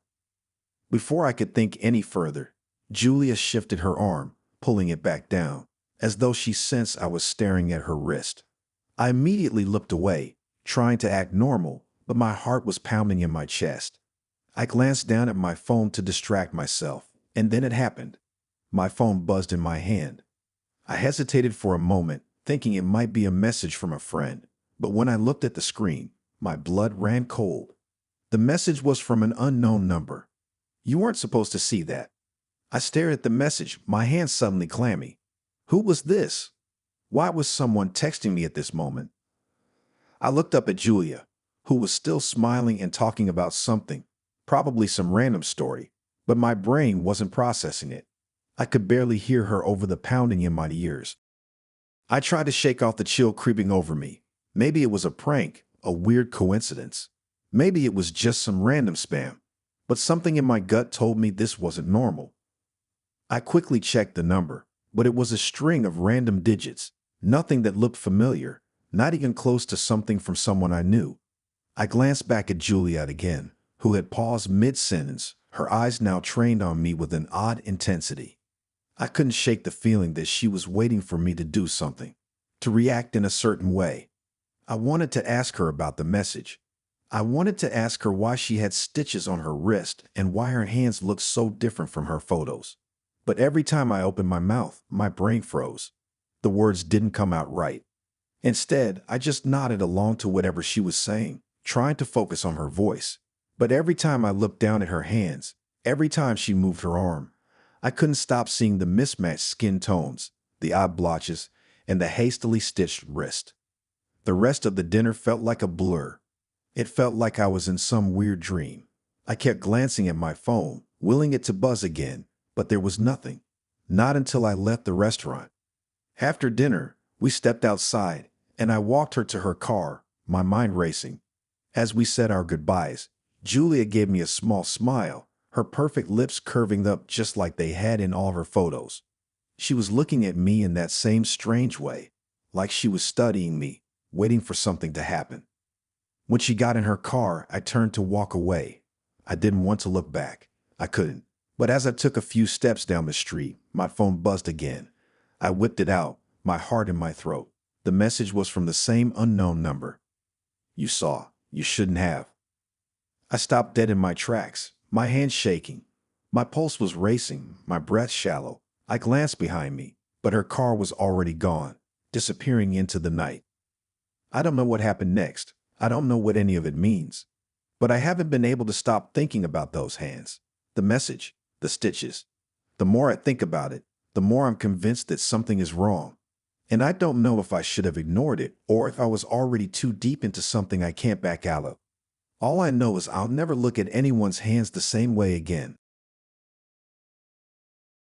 It was one of those dates that seemed like it was going to be fine. Nothing too fancy, nothing too weird, just a casual hangout. I had matched with Noah on Tinder a few days ago, and we'd exchanged some messages before deciding to meet up for drinks. The conversation was easy, lighthearted, and Noah seemed pretty chill. So we agreed to meet at this little bar downtown. I figured it'd be a fun, no-pressure kind of evening. I showed up first, a little early, but I wanted to make sure I wasn't late. The bar had this cozy vibe, dim lights, chill music playing in the background, and a decent crowd. As I waited, I tried to calm my nerves by checking my phone, scrolling mindlessly through social media. Eventually, Noah walked in. He was taller than I expected, with dark hair and a confident but friendly demeanor. We said our hellos, and after the usual awkward nice-to-meet-you moment, we grabbed a table. The conversation started off easy enough. We talked about our favorite movies, what we did for fun, and random stuff. I noticed right away that Noah kept checking his phone. Not in a subtle, casual way, but like every couple of minutes, his eyes would flick down to it. He would scroll through something, frown, and then put it down again. I tried not to think too much about it, but it was hard to ignore. There was this weird energy around him, like he was distracted, like his attention wasn't fully on me. A few minutes into the date, Noah did it again. He picked up his phone, tapped away at it for a moment, then set it back down with a sigh. I raised an eyebrow and decided to ask him about it, not trying to be confrontational, just curious. "Is everything okay with your phone?" I asked, a little unsure of how to approach it without sounding nosy. "Oh yeah, totally," Noah said with a forced grin. "Just checking something real quick. It's nothing really." I nodded, but I could still feel the tension in the air. There was something about his tone that made me feel like he wasn't being entirely honest. But hey, I didn't want to be that person on a first date who interrogated their match about their phone habits, so I let it slide. The night went on, and the more I tried to focus on the conversation, the more Noah's behavior seemed off. He kept picking up his phone, looking at it for a second, then putting it down again. It was starting to feel like he was more focused on whatever was going on with his phone than on actually talking to me. It was uncomfortable. At one point, I noticed something even stranger. Noah wasn't just checking his phone in silence. He was typing something, rapidly, almost like he was in a hurry. I didn't want to be nosy, but my curiosity was starting to win out. I caught a glimpse of his screen, but only for a second. What I saw made my stomach drop. It was a live stream. I blinked a couple of times, not fully processing what I was seeing. My mind scrambled to make sense of it. Was he on FaceTime with someone? Maybe he was getting messages from his friends or something. But no, this was clearly a live stream. A few hundred people were watching, and the comments were flying in. I didn't want to make a scene, but my eyes couldn't help but flick back to his phone. This time, I could clearly see the title of the stream at the top of the screen. "First date with my name. Let's see how it goes." I froze. My pulse quickened, and I could feel my face heating up. Wait, what? Before I could process what was going on, Noah flipped his phone around and almost casually showed me the screen. Oh, hey, you caught me, he said, his voice light, like this was just some funny little thing he had been doing all along. I stared at the screen, completely shocked. The live stream was still going, and the comments section was a flood of messages from people I didn't know. A few of them caught my eye immediately. They don't even know. Oh, this is hilarious. She has no clue. She's so awkward. She doesn't even know she's being streamed. Can't wait to see how this ends. I felt my stomach lurch. I could feel my heart beating in my throat, and suddenly, the bar around me felt like it was closing in. It wasn't just a casual stream for his friends. This was a public thing. Hundreds of people were watching me right now, watching us. Wait, what is this? I managed to say, my voice coming out weaker than I intended. Noah just smiled like nothing was wrong. Oh, it's just a little thing I do, he said casually, as though live streaming a date without the other person knowing was some normal, everyday activity. I thought it'd be fun to see how the date goes and let everyone else weigh in. You know, like a social experiment. My brain was trying to catch up, but I couldn't wrap my head around it. You're streaming this entire thing. Right now? Without telling me? He seemed unbothered by my shock. Yeah, it's not a big deal. People do it all the time. You're cool with it, right? I stared at him, completely taken aback. I'm leaving, I said, barely holding it together. You can keep your live stream. I'm done. As I turned to leave, I heard the comments continue to flood in, but this time I didn't stick around to see them. I could feel my face burning as I stormed out of the bar, my heart pounding with a mix of embarrassment, anger, and confusion. I didn't even look back as I walked down the street, my mind reeling. The more I thought about it, the worse it got. I didn't just feel violated, I felt like I had been used for entertainment. Like my entire existence in that moment had been reduced to something for strangers to laugh at. When I got home, I blocked no on everything. I couldn't bring myself to look at the live stream or the comments again, but part of me knew that somewhere, people were still watching the replay. I couldn't stop wondering how many other dates he'd done this to. How many other people had been unsuspecting participants in his experiment. I still don't know what Noah's deal was or why he thought it was okay to do that. But I'll never forget the feeling of seeing those comments and realizing that, for however long I sat there, I wasn't just on a date. I was being watched, and I didn't even know it. I'd been talking to Anna on Tinder for a few days. The conversation was light, and she seemed pretty cool, so when we decided to meet up for dinner, I was cautiously optimistic. I didn't expect fireworks, but hey, a fun night with some decent conversation sounded good. We chose a small Italian restaurant downtown. Nothing fancy, but it had a nice vibe. A little cozy, tucked away from the busy main street, and it had a solid reputation for great food. I showed up early as usual, trying to calm my nerves. When I walked in, I was greeted by the hostess who smiled and led me to a table by the window. I sat down and checked my phone for a bit, figuring Anna would be here soon. She arrived right on time, which was a relief. I'm always a little anxious when a date runs late, but Anna seemed really chill, just like she'd come off in our messages. She had a warm smile, and as soon as she sat down, we started chatting about work, hobbies, and just getting to know each other a bit better. Everything felt pretty normal at first. Nothing seemed off. The conversation was flowing, and I started to feel more comfortable. But then something weird happened. The hostess came over to our table. She looked at Anna and then at me and smiled, clearly recognizing us. She asked, "Oh, you're back. Same table?" I blinked. "Sorry, what?" She glanced at me with a puzzled expression and repeated, "Same table?" I was a little taken aback. No. This is actually our first time here," I said, hoping I hadn't somehow missed a step. The hostess tilted her head, frowning slightly. "No, I'm sure you were here earlier. Like an hour ago. You even asked for a table for two," she said, glancing down at the reservation book. Now my stomach dropped. An hour ago? I hadn't been here an hour ago. I didn't even recognize the hostess. "No, really," I insisted, trying to explain it away. "This is our first time here." But the hostess didn't seem convinced. She flipped through the reservation book for a second, then looked at me again. Okay, if you say so, she said, though her voice was tinged with doubt. But you did sit at this same table before. I didn't know how to respond to that. It felt like an odd mix-up. Maybe she was just confused or had mistaken us for someone else.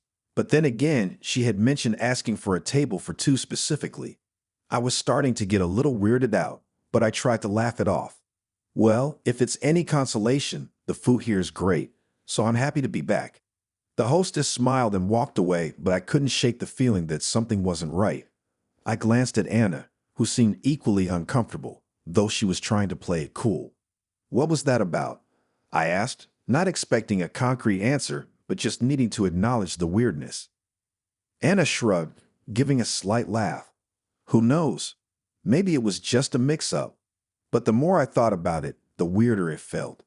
Why would the hostess have remembered us so clearly if we hadn't been here before? And why would she mention the exact detail of asking for a table for two? It wasn't like something that'd be typical for anyone to mention in a standard greeting. As the evening went on, I kept looking over at the hostess every now and then, trying to see if she was watching us or if I could catch some kind of explanation. But she was busy with other customers, so I didn't think much more of it, at least not until after dinner.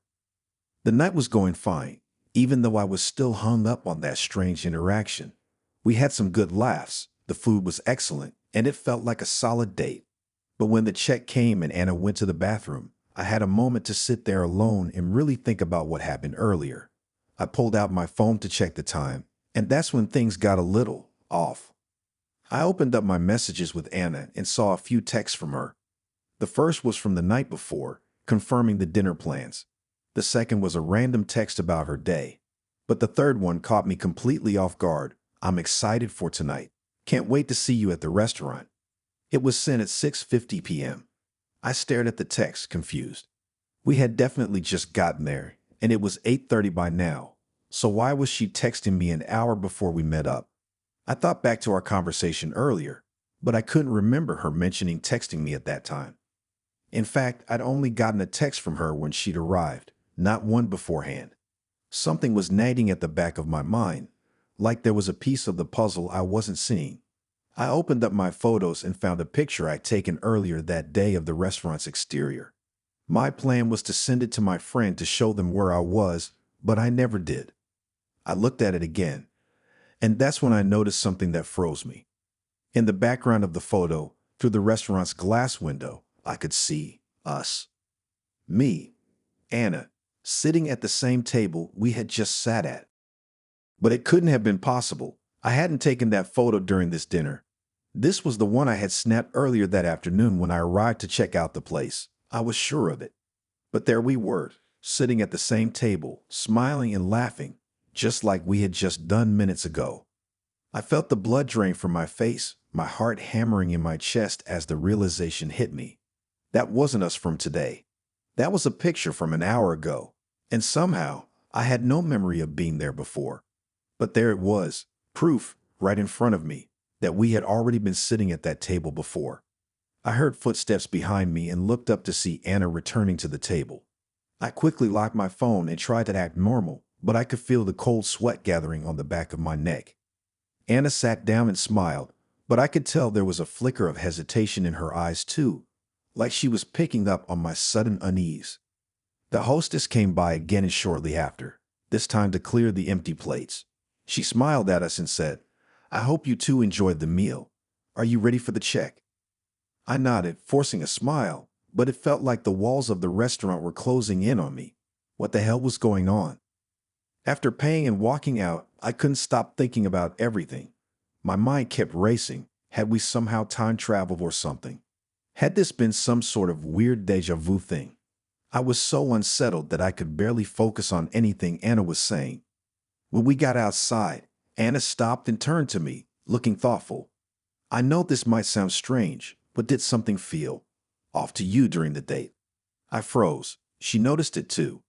"I don't know," I said carefully, trying to gauge her reaction. "It's just, I feel like we've done this before." Anna nodded slowly. "Yeah, me too. I don't know why, but I can't shake the feeling that something about tonight isn't right." Neither of us said anything for a few moments, but I could tell we were both thinking the same thing. The hostess knew us, we had been there before, and yet none of it made sense. It felt like we were stuck in some kind of loop, like we were following a script we hadn't written. The more I thought about it, the more I realized this wasn't just an innocent mistake. Something strange had happened, something I couldn't explain. I didn't text Anna again after that night. Neither of us ever brought it up. I'm not sure why. But when I passed that restaurant again, I couldn't help but glance over at it, wondering if I'd see us sitting there again, like we had before. I don't usually get too caught up in the details when it comes to meeting people on Tinder. Most of the time, you talk for a bit, you meet up, and you either hit it off or you don't. But there was something about Lucas that made me feel a little more excited than usual. We'd been talking for a few days, and his messages were always super funny and easygoing. He seemed like a genuinely nice guy, and after a while, we decided it was time to meet up. He invited me to his apartment, and I agreed without hesitation. I mean, it wasn't like we hadn't been talking long enough, right? When I arrived at his place, it didn't look like anything too special from the outside, just a nondescript building on a quiet street. No big deal. I rang the buzzer, and Lucas buzzed me in almost immediately. When I stepped into the building, everything seemed fine.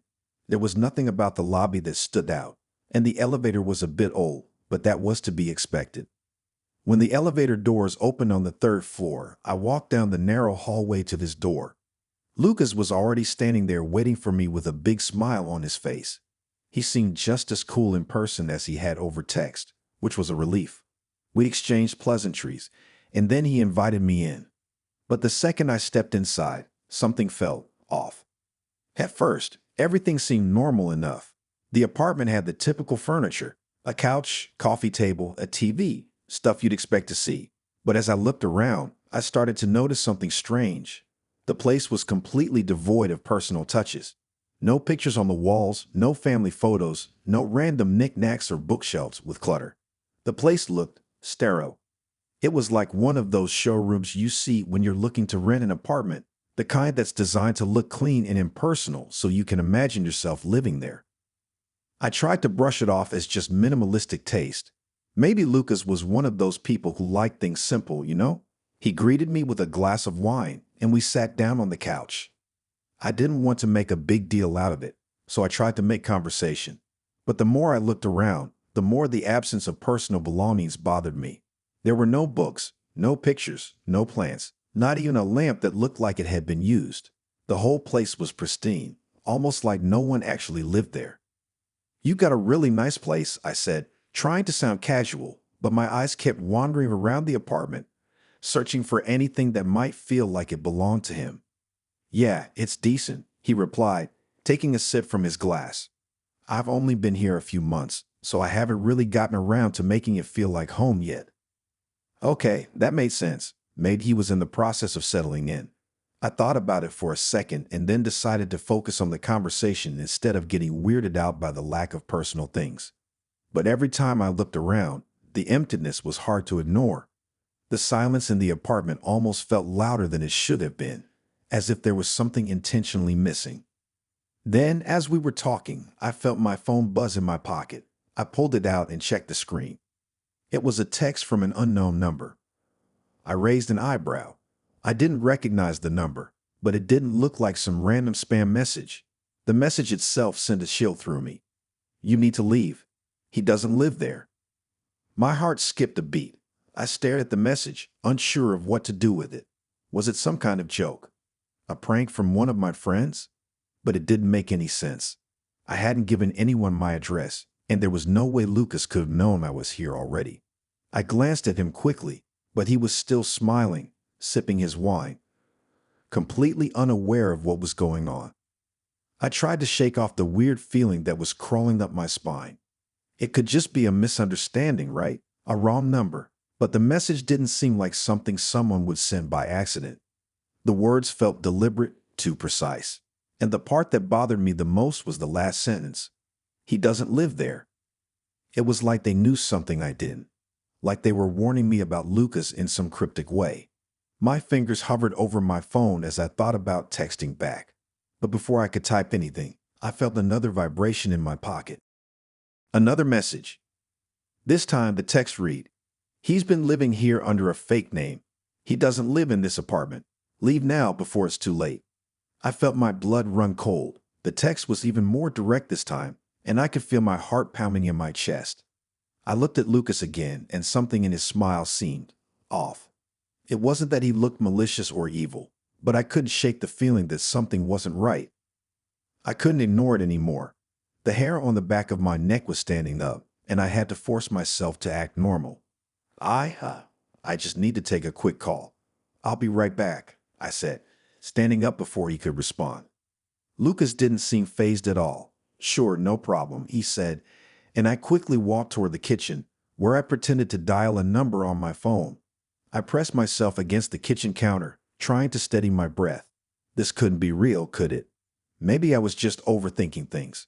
But that text had shaken me. It wasn't like a random number could just send messages about Lucas's fake identity out of nowhere, right? I glanced back into the living room. Lucas was still sitting there, looking completely relaxed, almost like he hadn't noticed anything was wrong. He hadn't moved since I left the room. That's when I noticed something else, something that made my stomach drop. The front door to his apartment was cracked open, just slightly, like someone had opened it and then quietly closed it behind them. I hadn't heard anyone enter, but the door was ajar in a way that seemed deliberate. My heart pounded in my chest. I took a step toward the door, trying to be as quiet as possible. I could hear my breath coming out in shallow gasps. I had to get out of there. Something wasn't right, and I needed to leave before things got any worse. As I stepped closer to the door, I heard footsteps behind me.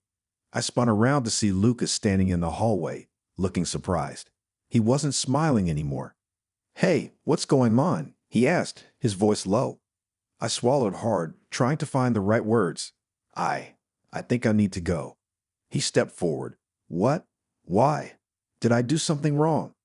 Before I could answer, my phone buzzed again. Another text, this time from the same unknown number. "He's coming for you. Leave now, or it'll be too late." I didn't even have time to respond. I turned on my heels and bolted for the door. I couldn't look back, and I didn't want to. I could feel my pulse in my ears as I reached the lobby and scrambled out of the building. I didn't stop running until I was down the street and safely out of sight. I didn't look at my phone again until I was far enough away. There were more texts from the same unknown number, all urging me to run and warning me to never trust Lucas. I didn't know if the messages were a hoax or if someone else was playing some sick game with me, but I wasn't about to find out. The next day, I checked Lucas's profile on Tinder. His picture was still up, but when I tried to message him, it said the account had been deleted. I thought about reaching out to the building's management to see if anything had been reported, but part of me felt like I should just let it go. What had happened last night felt like something out of a nightmare, and I had no desire to dig any deeper. I don't know who sent those texts or what their motive was, but I'm never going back to that apartment building, and I'll never trust someone so easily again. I still don't know if Lucas was involved in whatever happened, but I'm sure of one thing. There's something strange about that place, and I'm not sticking around to find out what it is. I'd been talking to Inya for a few days on Tinder before we decided to meet up. She seemed cool, pretty funny, and easy to talk to. Our messages were never awkward, and we shared a lot of similar interests. It felt like we could really click in person.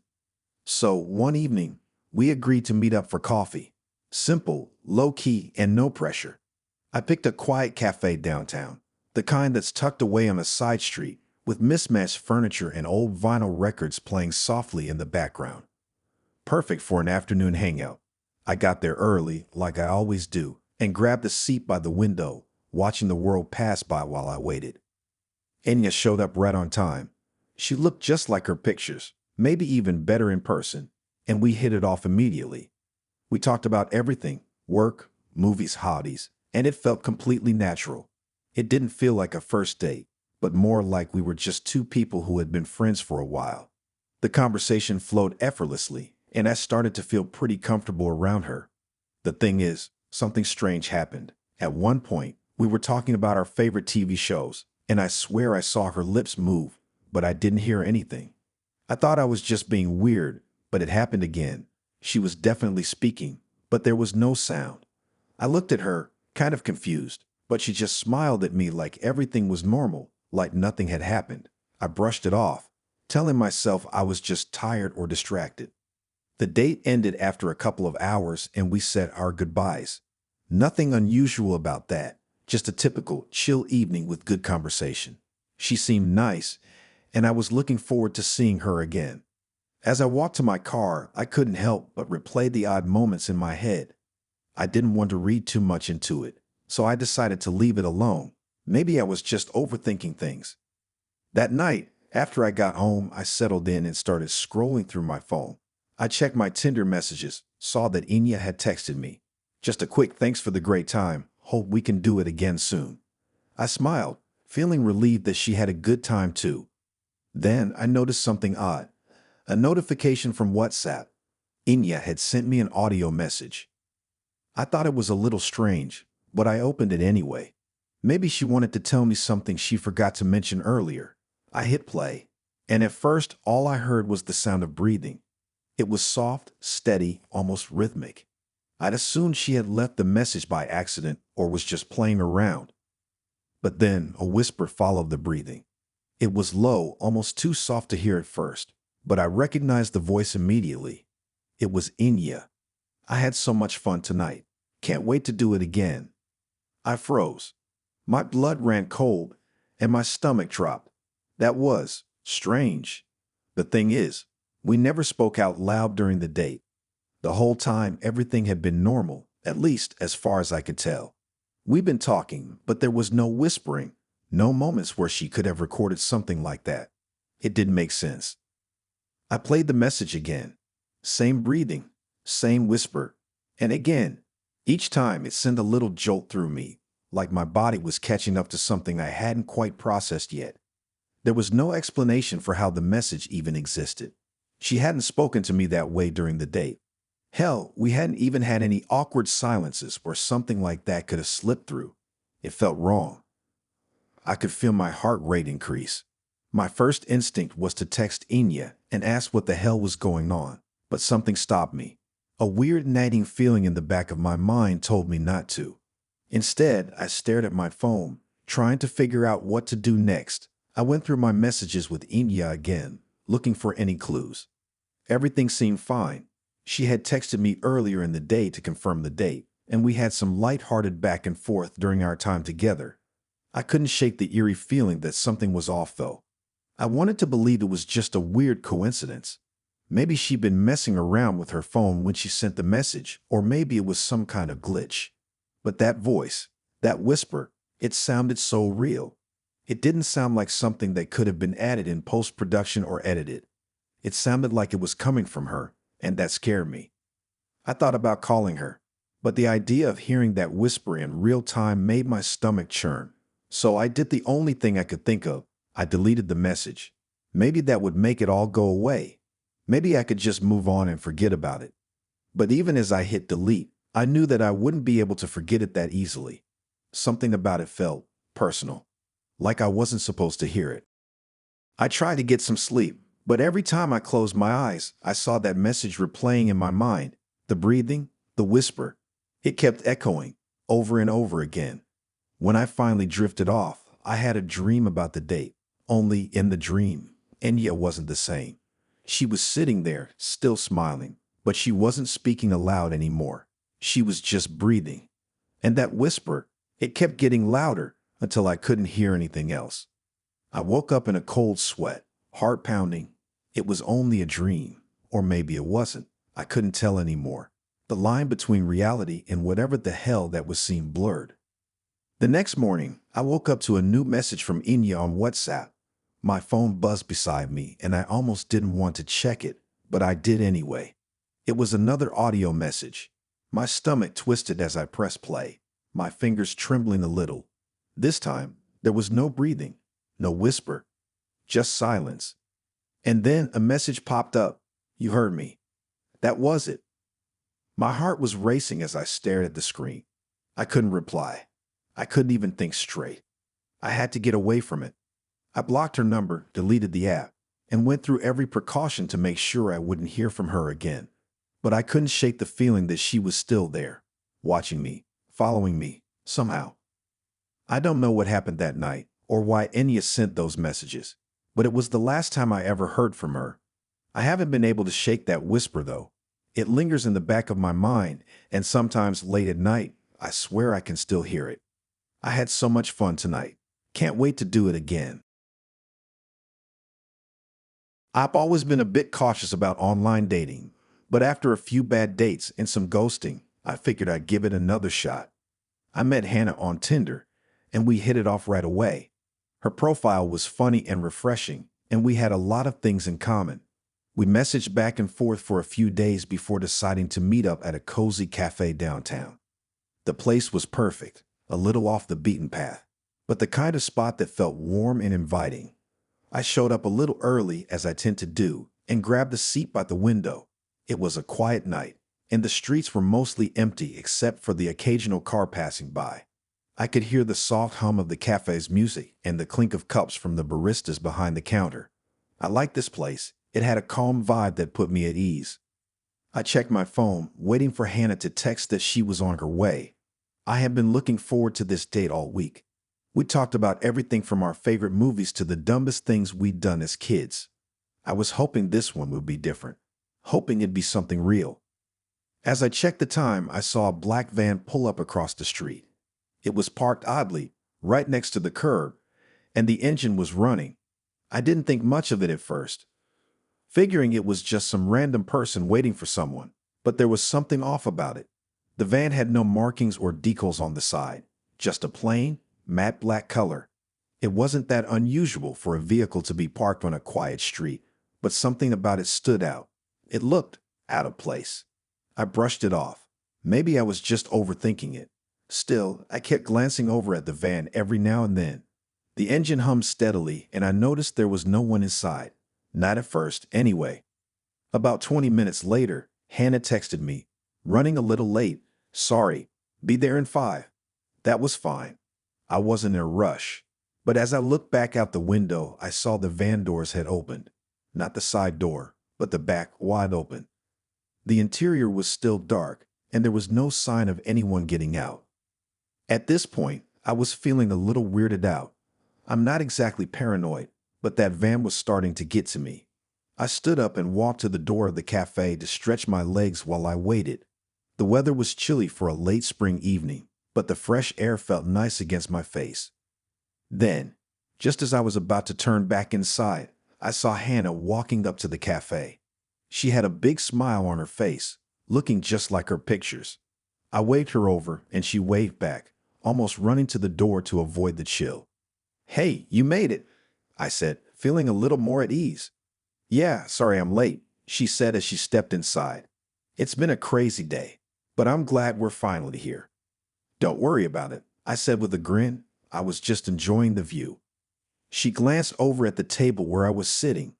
Then her eyes shifted to the window and the street outside. Her smile faltered for a second, and I saw her gaze lock onto the black van.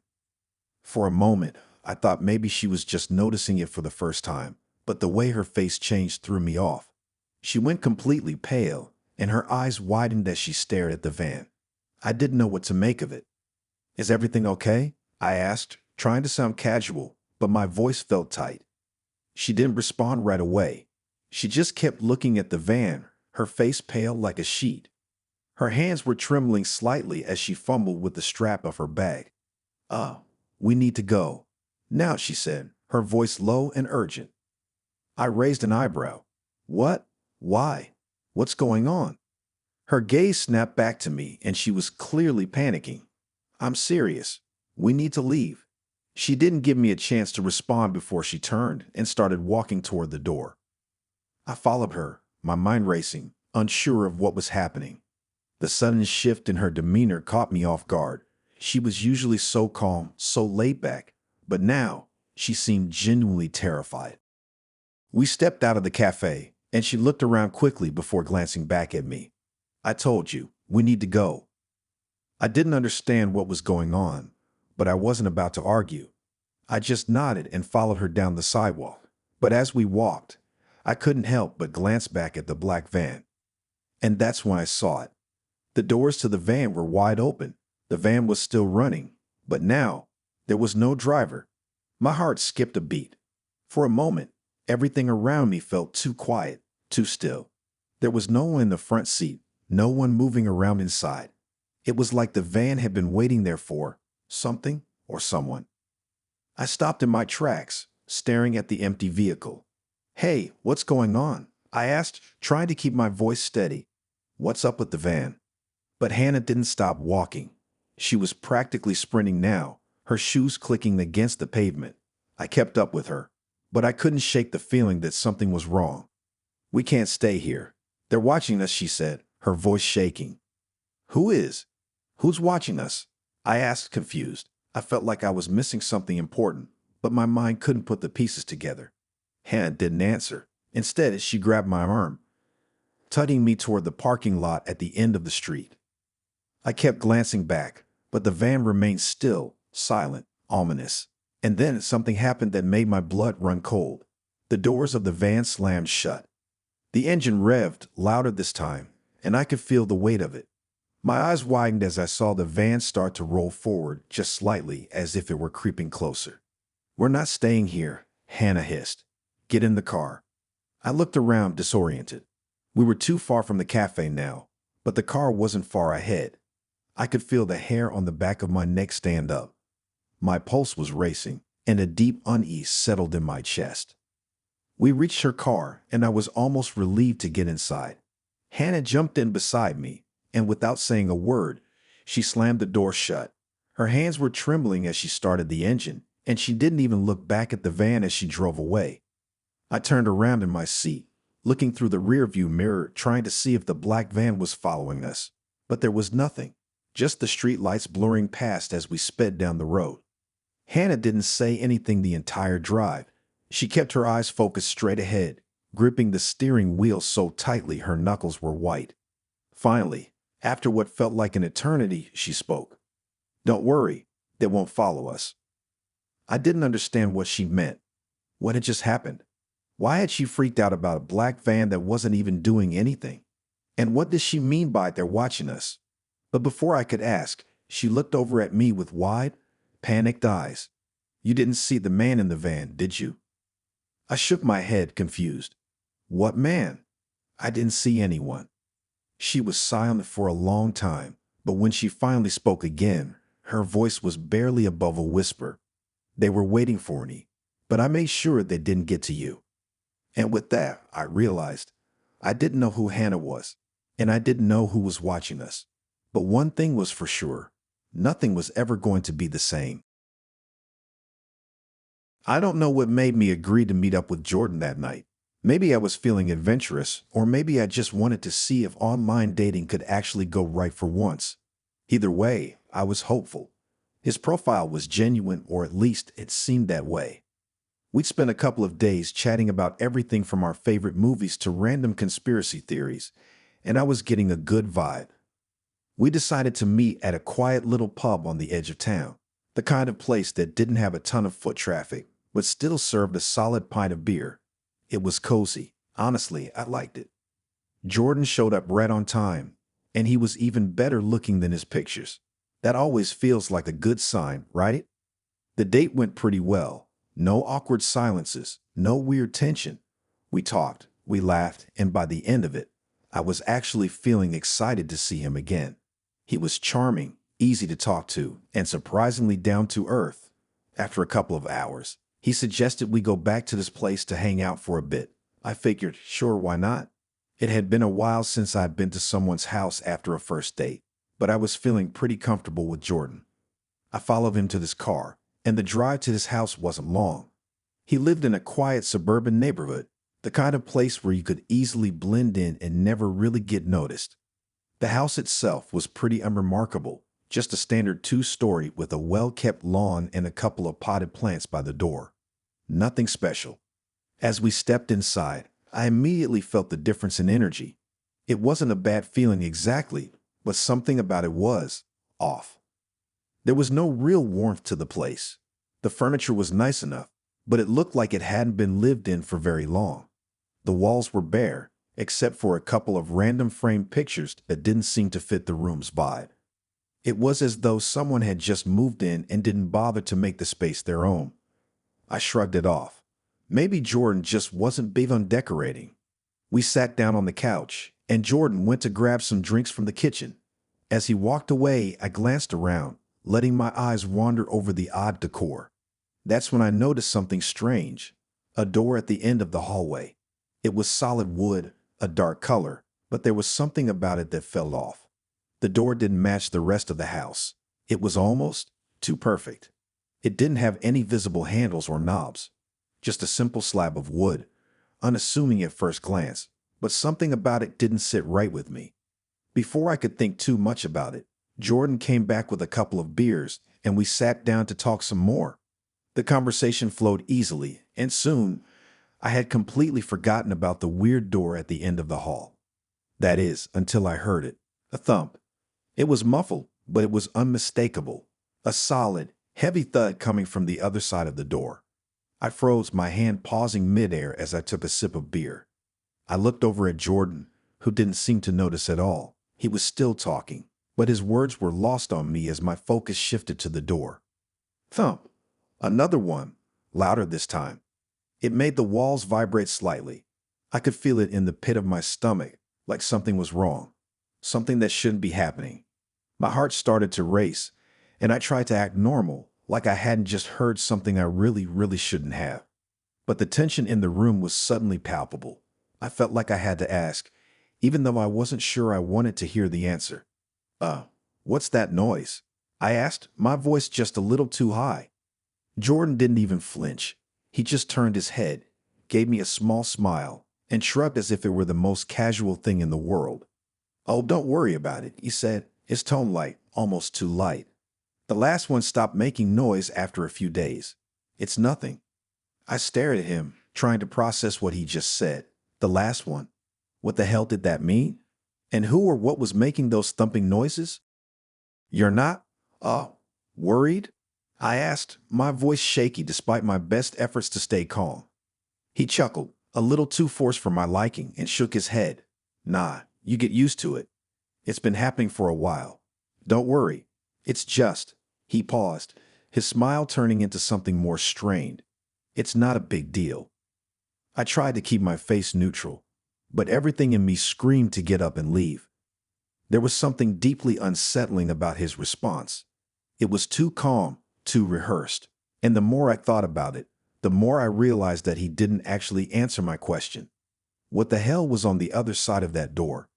For a few minutes, I tried to ignore the gnawing feeling in the pit of my stomach, hoping the sound would stop, hoping it was just some strange, but harmless, house noise. But it didn't stop. It kept going, thump after thump, louder this time, almost like it was getting closer to the door. My brain was running wild with possibilities, none of them good. Finally, I couldn't take it anymore. Jordan, I started, but before I could finish, the door handle creaked. It was the smallest sound, but it was enough. I shot up off the couch so fast that my beer nearly tipped over. My heart hammered in my chest as I glanced over at Jordan. He wasn't looking at me anymore. His gaze was fixed on the door, and his smile was gone. Jordan, my voice faltered as I tried to understand what was happening. It's not what you think, he said softly, his voice almost apologetic. But there was a strange, almost cold edge to his words now. You're not supposed to see this. I took a step back, my mind spinning, unsure whether I should run or stay. But before I could make up my mind, the door rattled. Then, with a sickening jolt, it slammed open. I froze, unable to move. What I saw on the other side was nothing. It was just a small room, no windows, and a light bulb dangling from the ceiling. There was nothing in there except for a mattress on the floor and a figure huddled underneath it. A woman, her face pale and gaunt, her eyes wide open in terror. I took a step forward, my breath coming out in ragged gasps. But Jordan was there, suddenly standing in front of me, blocking my view. Leave, he said quietly, his voice calm again, but with an undercurrent of something darker. I'm sorry you had to see this, but it's not for you. Before I could protest or even scream, He ushered me out of the house, his grip firm on my arm. I didn't fight it. I was too stunned to do anything except follow him, barely registering what was happening. He pushed me out onto the front porch, and I turned to face him, my voice shaky. What the hell is going on? Who was that in there? What did you do? Jordan's eyes flashed for a moment, then he smiled, that same eerie, unnerving smile. Don't worry, it'll stop making noise in a few days. And with that, he closed the door. I stood there on his porch for what felt like an eternity, trying to make sense of everything. I could still hear the muffled thumps from behind the door, echoing in my ears as I walked away. I haven't been able to sleep properly since that night. The sound of those thumps haunts me, and I can't help but feel like I'm still being watched. That there's something in the dark, something I'll never escape. And every time I pass by that house, I wonder if someone else is hearing those thumps. I wonder how many others have gone in and never come out. It started off as any other Tinder date. I'd been chatting with Mark for a few days, and everything seemed perfect. His messages were thoughtful, no cheesy pickup lines, just casual conversation. He was funny, a little sarcastic, and into all the right things. We had plans to meet at a local restaurant, something low-key, but enough to get to know each other better. The night of the date, I was sitting on my front porch, checking my phone for the 100th time.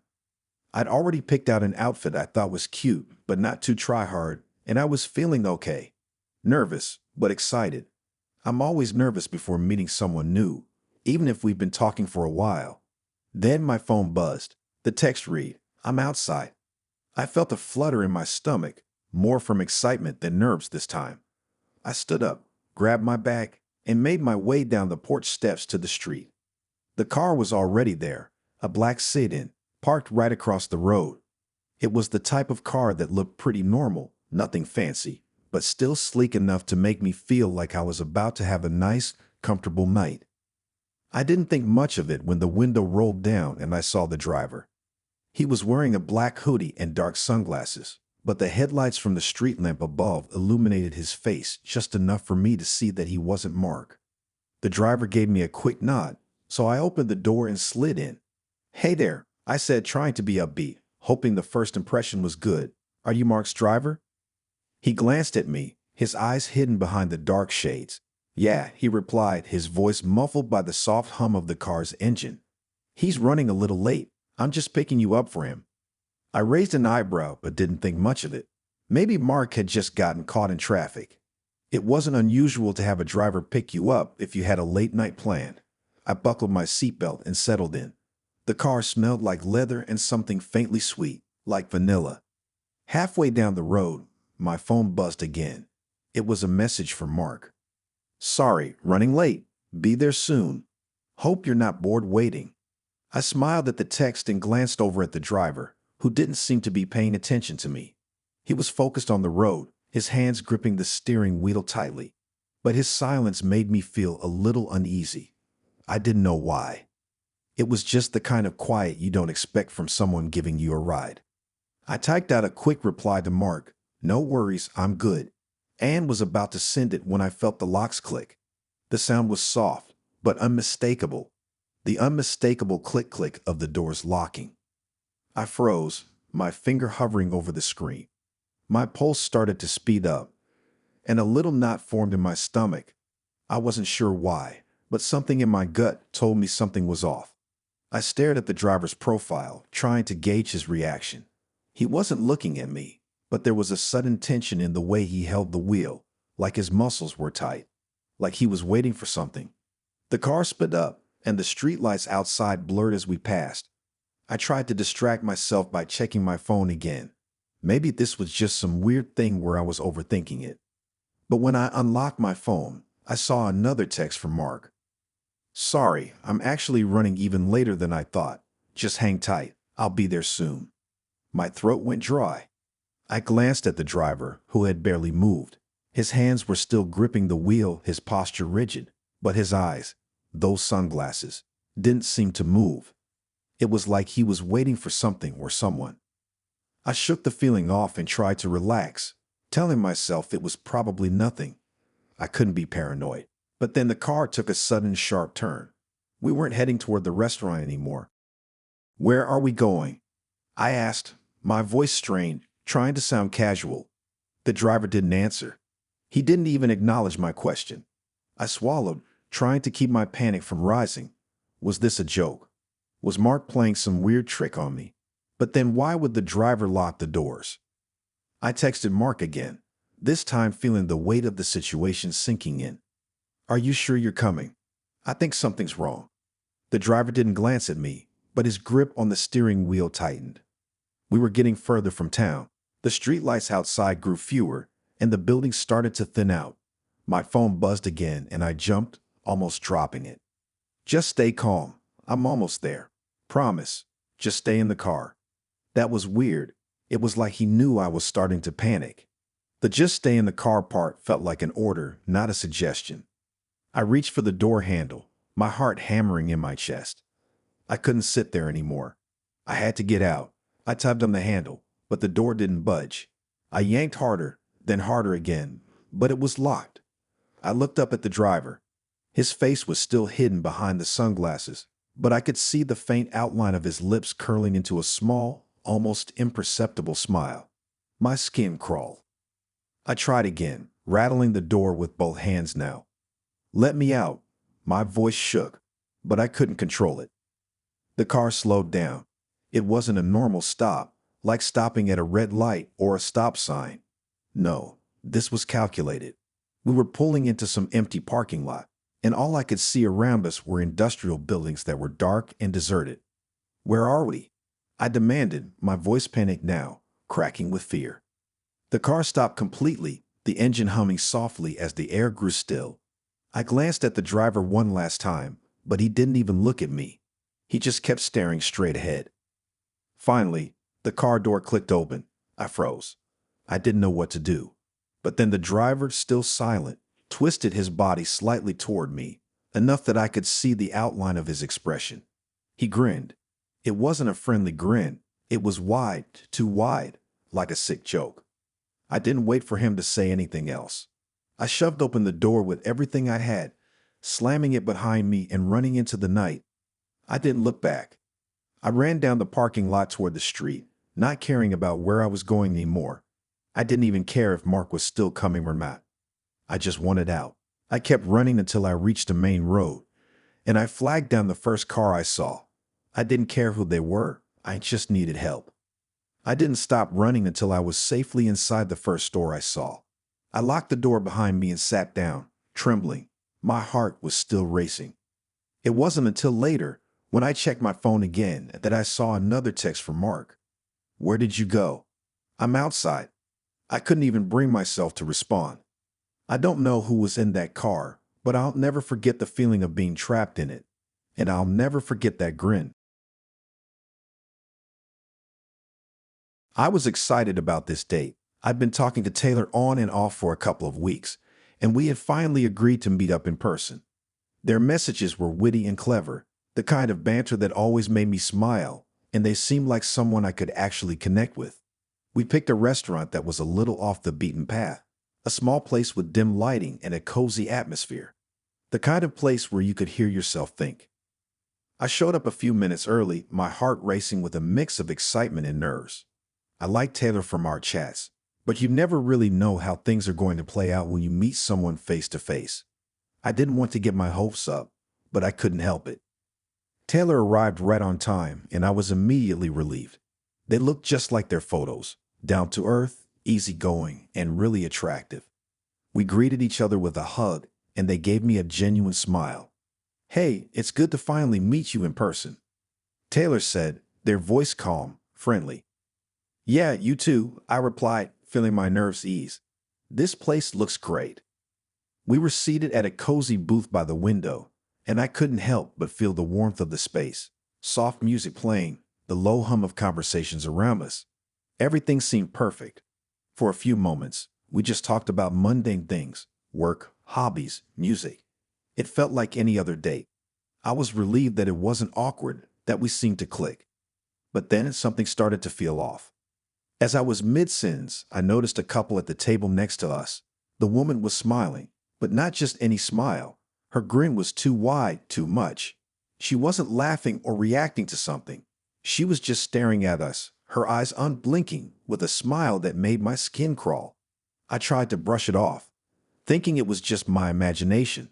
Maybe she was just one of those people who smiled all the time. I mean, there's nothing wrong with that, right? But when I glanced over again, she was still staring at us, and the smile was still there, frozen in place.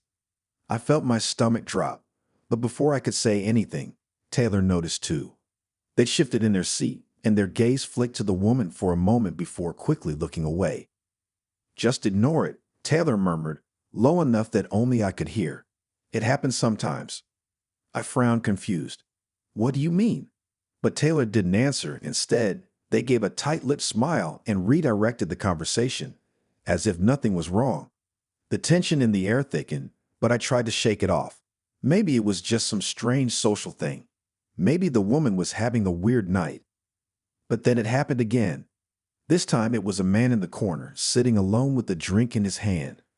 I caught his gaze as he looked in our direction, and once again I saw that same unnerving smile. His teeth were too white, and his eyes didn't blink. It wasn't like a smile you give to someone you were just meeting. It felt rehearsed, forced. His stare held longer than it should have, and I felt myself getting uncomfortable.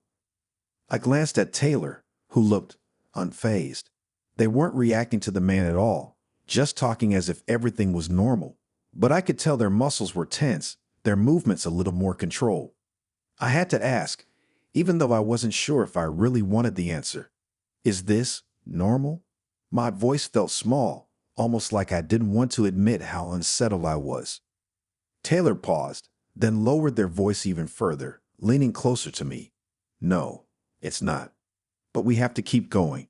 Don't react. Just keep walking." I stared at them, confused.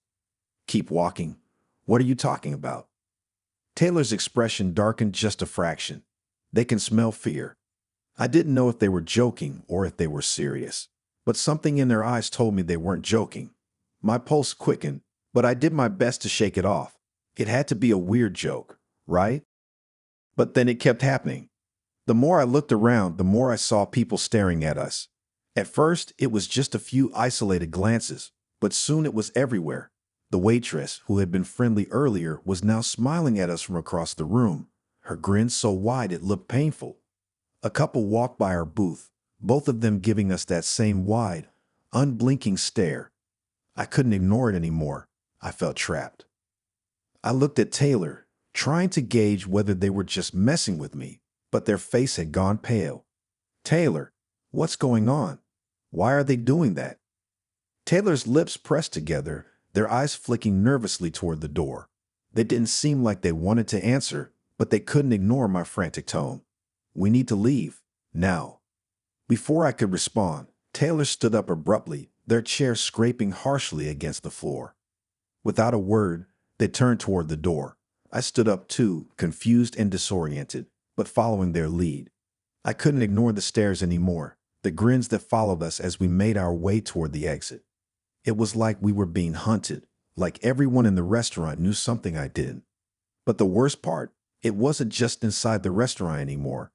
As soon as we stepped out onto the sidewalk, I noticed the same thing happening outside. People were standing on the street, waiting for something, waiting for us. Their grins were just as wide as the people inside. They didn't look like they were enjoying the evening or out for a stroll. They looked hungry. I felt my heart race. What the hell was going on? "We have to keep moving," Taylor said, voice low and strained. "Don't react. Keep walking." I didn't know what to do. I wanted to ask more questions, to scream at them, but I couldn't bring myself to. I felt like I was in some kind of nightmare. It was like I was in a movie where the characters were slowly realizing they were in the wrong place at the wrong time. But in this case, I had no idea how it was supposed to end. We kept walking, Taylor leading the way down the street, their pace quickening as more and more people began to stare at us, their smiles widening even more. I glanced over my shoulder, half expecting someone to follow, but no one did. They just stood there, watching us like we were the main attraction in some sick show. I kept my gaze straight ahead, afraid that if I looked at them too long, something terrible would happen. As we turned a corner, Taylor stopped suddenly, causing me to almost crash into them. I opened my mouth to ask what was going on, but Taylor's eyes were wide, their lips parted slightly in fear. I followed their gaze to the alleyway we had just passed. There was a figure standing there, watching us, a wide grin stretched across their face. They stepped forward slowly, not a word passing between us, just that eerie, unblinking stare. I don't know how it happened, but in that instant, I felt a cold chill crawl up my spine. I had never felt so terrified in my life. "Run," Taylor whispered, their voice shaky but urgent. "Don't look back." Before I even knew what was happening, I was running, my heart pounding in my chest, my breath coming in short gasps. I didn't care where I was running to anymore. I just needed to get away from those people, from that smile, from whatever the hell was going on. I didn't look back, even though I knew those grins were still there, following us like some kind of twisted parade. I ran and I didn't stop, and I haven't looked back since. I don't know who those people were or why they were smiling at us, but I do know one thing. I'll never forget those faces, and I'll never forget Taylor's words. They can smell fear, and they'll never let you go. I've been talking to Jessica for about 2 weeks before we finally agreed to meet up in person. Our conversations have been easy, the kind that flow without effort. We both loved the same music, had similar tastes in movies, and even the same sense of humor. By the time we met at the bar for our first date, I was already pretty comfortable with her. She was gorgeous, funny, and totally my type. The date was perfect. We laughed, we shared stories, and the chemistry between us felt undeniable. By the time we finished our drinks, I was already looking forward to seeing her again. We decided to take a walk around the neighborhood, and she suggested heading back to her place since it was nearby. I was more than happy to keep the night going. We walked to her place, chatting about everything and nothing. Her apartment was in a quieter area of the city, one of those spots that was just far enough from the hustle and bustle to feel peaceful, but still close enough to all the action. It was a cute place from the outside, a small brick building with ivy crawling up the side. When we stepped inside, I immediately noticed something was off. The lights were dim, but there was no furniture, no couch, no chairs, no tables, nothing. Just bare walls, the floorboards creaking under our footsteps as we walked in. It was like someone had just moved out, or had never moved in at all. I froze, standing just inside the door as I took in the emptiness.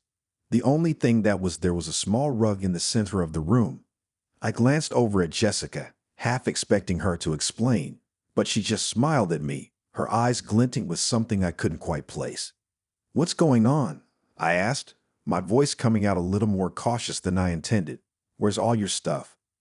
Jessica closed the door behind us with a soft click, her smile widening. "I've been waiting for you," she said, her voice low and almost too calm. The words hung in the air like a heavy fog, and I felt the hair on the back of my neck stand up.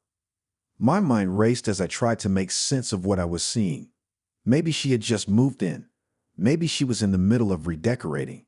It wasn't uncommon to have an empty space for a while, but something about the way Jessica said that made it feel wrong.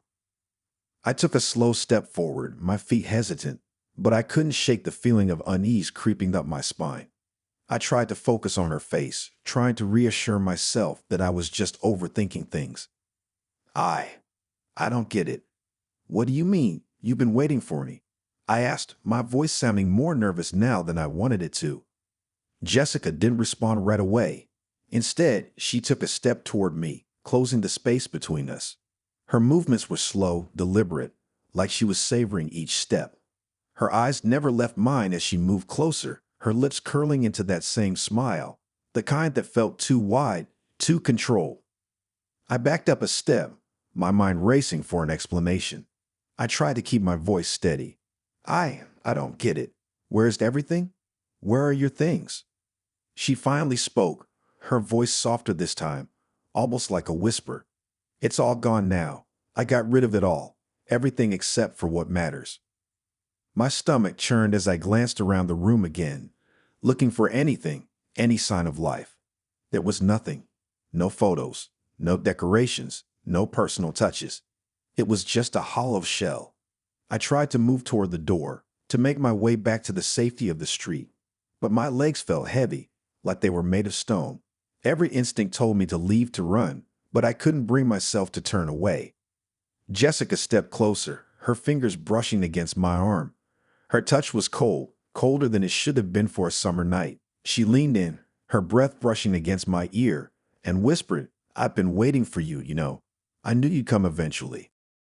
A cold sweat broke out on my skin, and I could feel my heart beating faster, harder in my chest. This wasn't just some weird joke. This wasn't some quirky first date behavior. This felt like something wrong. I pulled away from her, the tension in my body now boiling over. "What are you talking about? This is messed up, Jessica. Where is everything?" She smiled again, and this time it wasn't a smile of someone trying to be reassuring or playful. It was something darker. "It's not about the things," she said, her voice almost too soft to hear. "I told you, I've been waiting for you. This is where you're meant to be, with me." I wanted to scream. I wanted to run out of there so badly, but my feet wouldn't move. The room felt suffocating, and I could feel the walls closing in around me. I tried to take another step back, but Jessica's hand shot out, gripping my wrist in a way that was too firm, too unyielding. "You're not leaving," she said, her voice low, but there was something almost hungry in the way she said it. Her eyes didn't blink, just stared at me, like she was trying to pierce through to the very core of me. I tried to pull away again, but her grip was vice-like. My breath caught in my throat, and I could feel panic rising in my chest. "What do you want from me?" I choked out, my voice shaking. Jessica's smile widened, and this time, her expression seemed to border on something more feral. "I just want you here, with me, forever." Her words didn't make sense. They didn't feel like they were meant for a first date. They felt like a warning, a threat. The air in the room grew heavier, like I was suffocating in a vacuum. Every instinct told me to run, to fight, to do anything I could to get out of this nightmare. But I couldn't. I was frozen in place, my body locked by some invisible force. She leaned in closer, her lips just inches from my ear. "It's too late for you to leave now," she whispered. "You're mine. You always have been." My heart thudded in my chest, panic overtaking my every thought. I couldn't breathe. I couldn't move. I was trapped in this empty house with someone who wasn't just a person anymore, but something else entirely. Suddenly, I managed to break free, ripping my arm from her grasp. I turned to run, my legs finally working, but before I could make it to the door, I heard it, the sound of the lock clicking behind me. I spun around, my breath ragged, my vision blurry from the tears that were welling up in my eyes. There she was, standing by the door, her smile stretching wider than humanly possible. The door was locked. There was no way out. And then she spoke again, her voice calm and satisfied. "I told you, I've been waiting for you." I stumbled backward, my heart pounding, eyes wide in panic. But before I could even think about screaming, the lights flickered out, and everything went black. When I finally came to, the sterile smell of antiseptic hit me first. My head throbbed, and I felt disoriented, as if I'd been pulled from some deep, dark sleep. The sound of beeping machines filled the room, and I slowly opened my eyes to see the white walls of a hospital room. A nurse was standing by the door, but she seemed surprised to see me awake. "You're lucky to be alive," she said, her voice distant and professional. "You were found outside a few blocks from here. Do you remember what happened?" I tried to speak, but my throat was dry. My mind raced, memories flooding back in flashes. Jessica's smile, the locked door, the suffocating air in her empty apartment, and then nothing. I grabbed the nurse's arm, panic rising again. Where's Jessica?" She frowned, confused. "Who?" I couldn't explain. I couldn't process any of it. Everything felt wrong. "The woman," I stammered. "The woman I was with. She was waiting for me." The nurse just looked at me, her eyes blank. "There was no one with you when you were found. Just you, lying in the street. You've been unconscious for 3 days." I didn't know what to do or say. Till this day, I've thought about going to the house for answers, but I knew the best thing was to stay away. I deleted Tinder and never looked back since.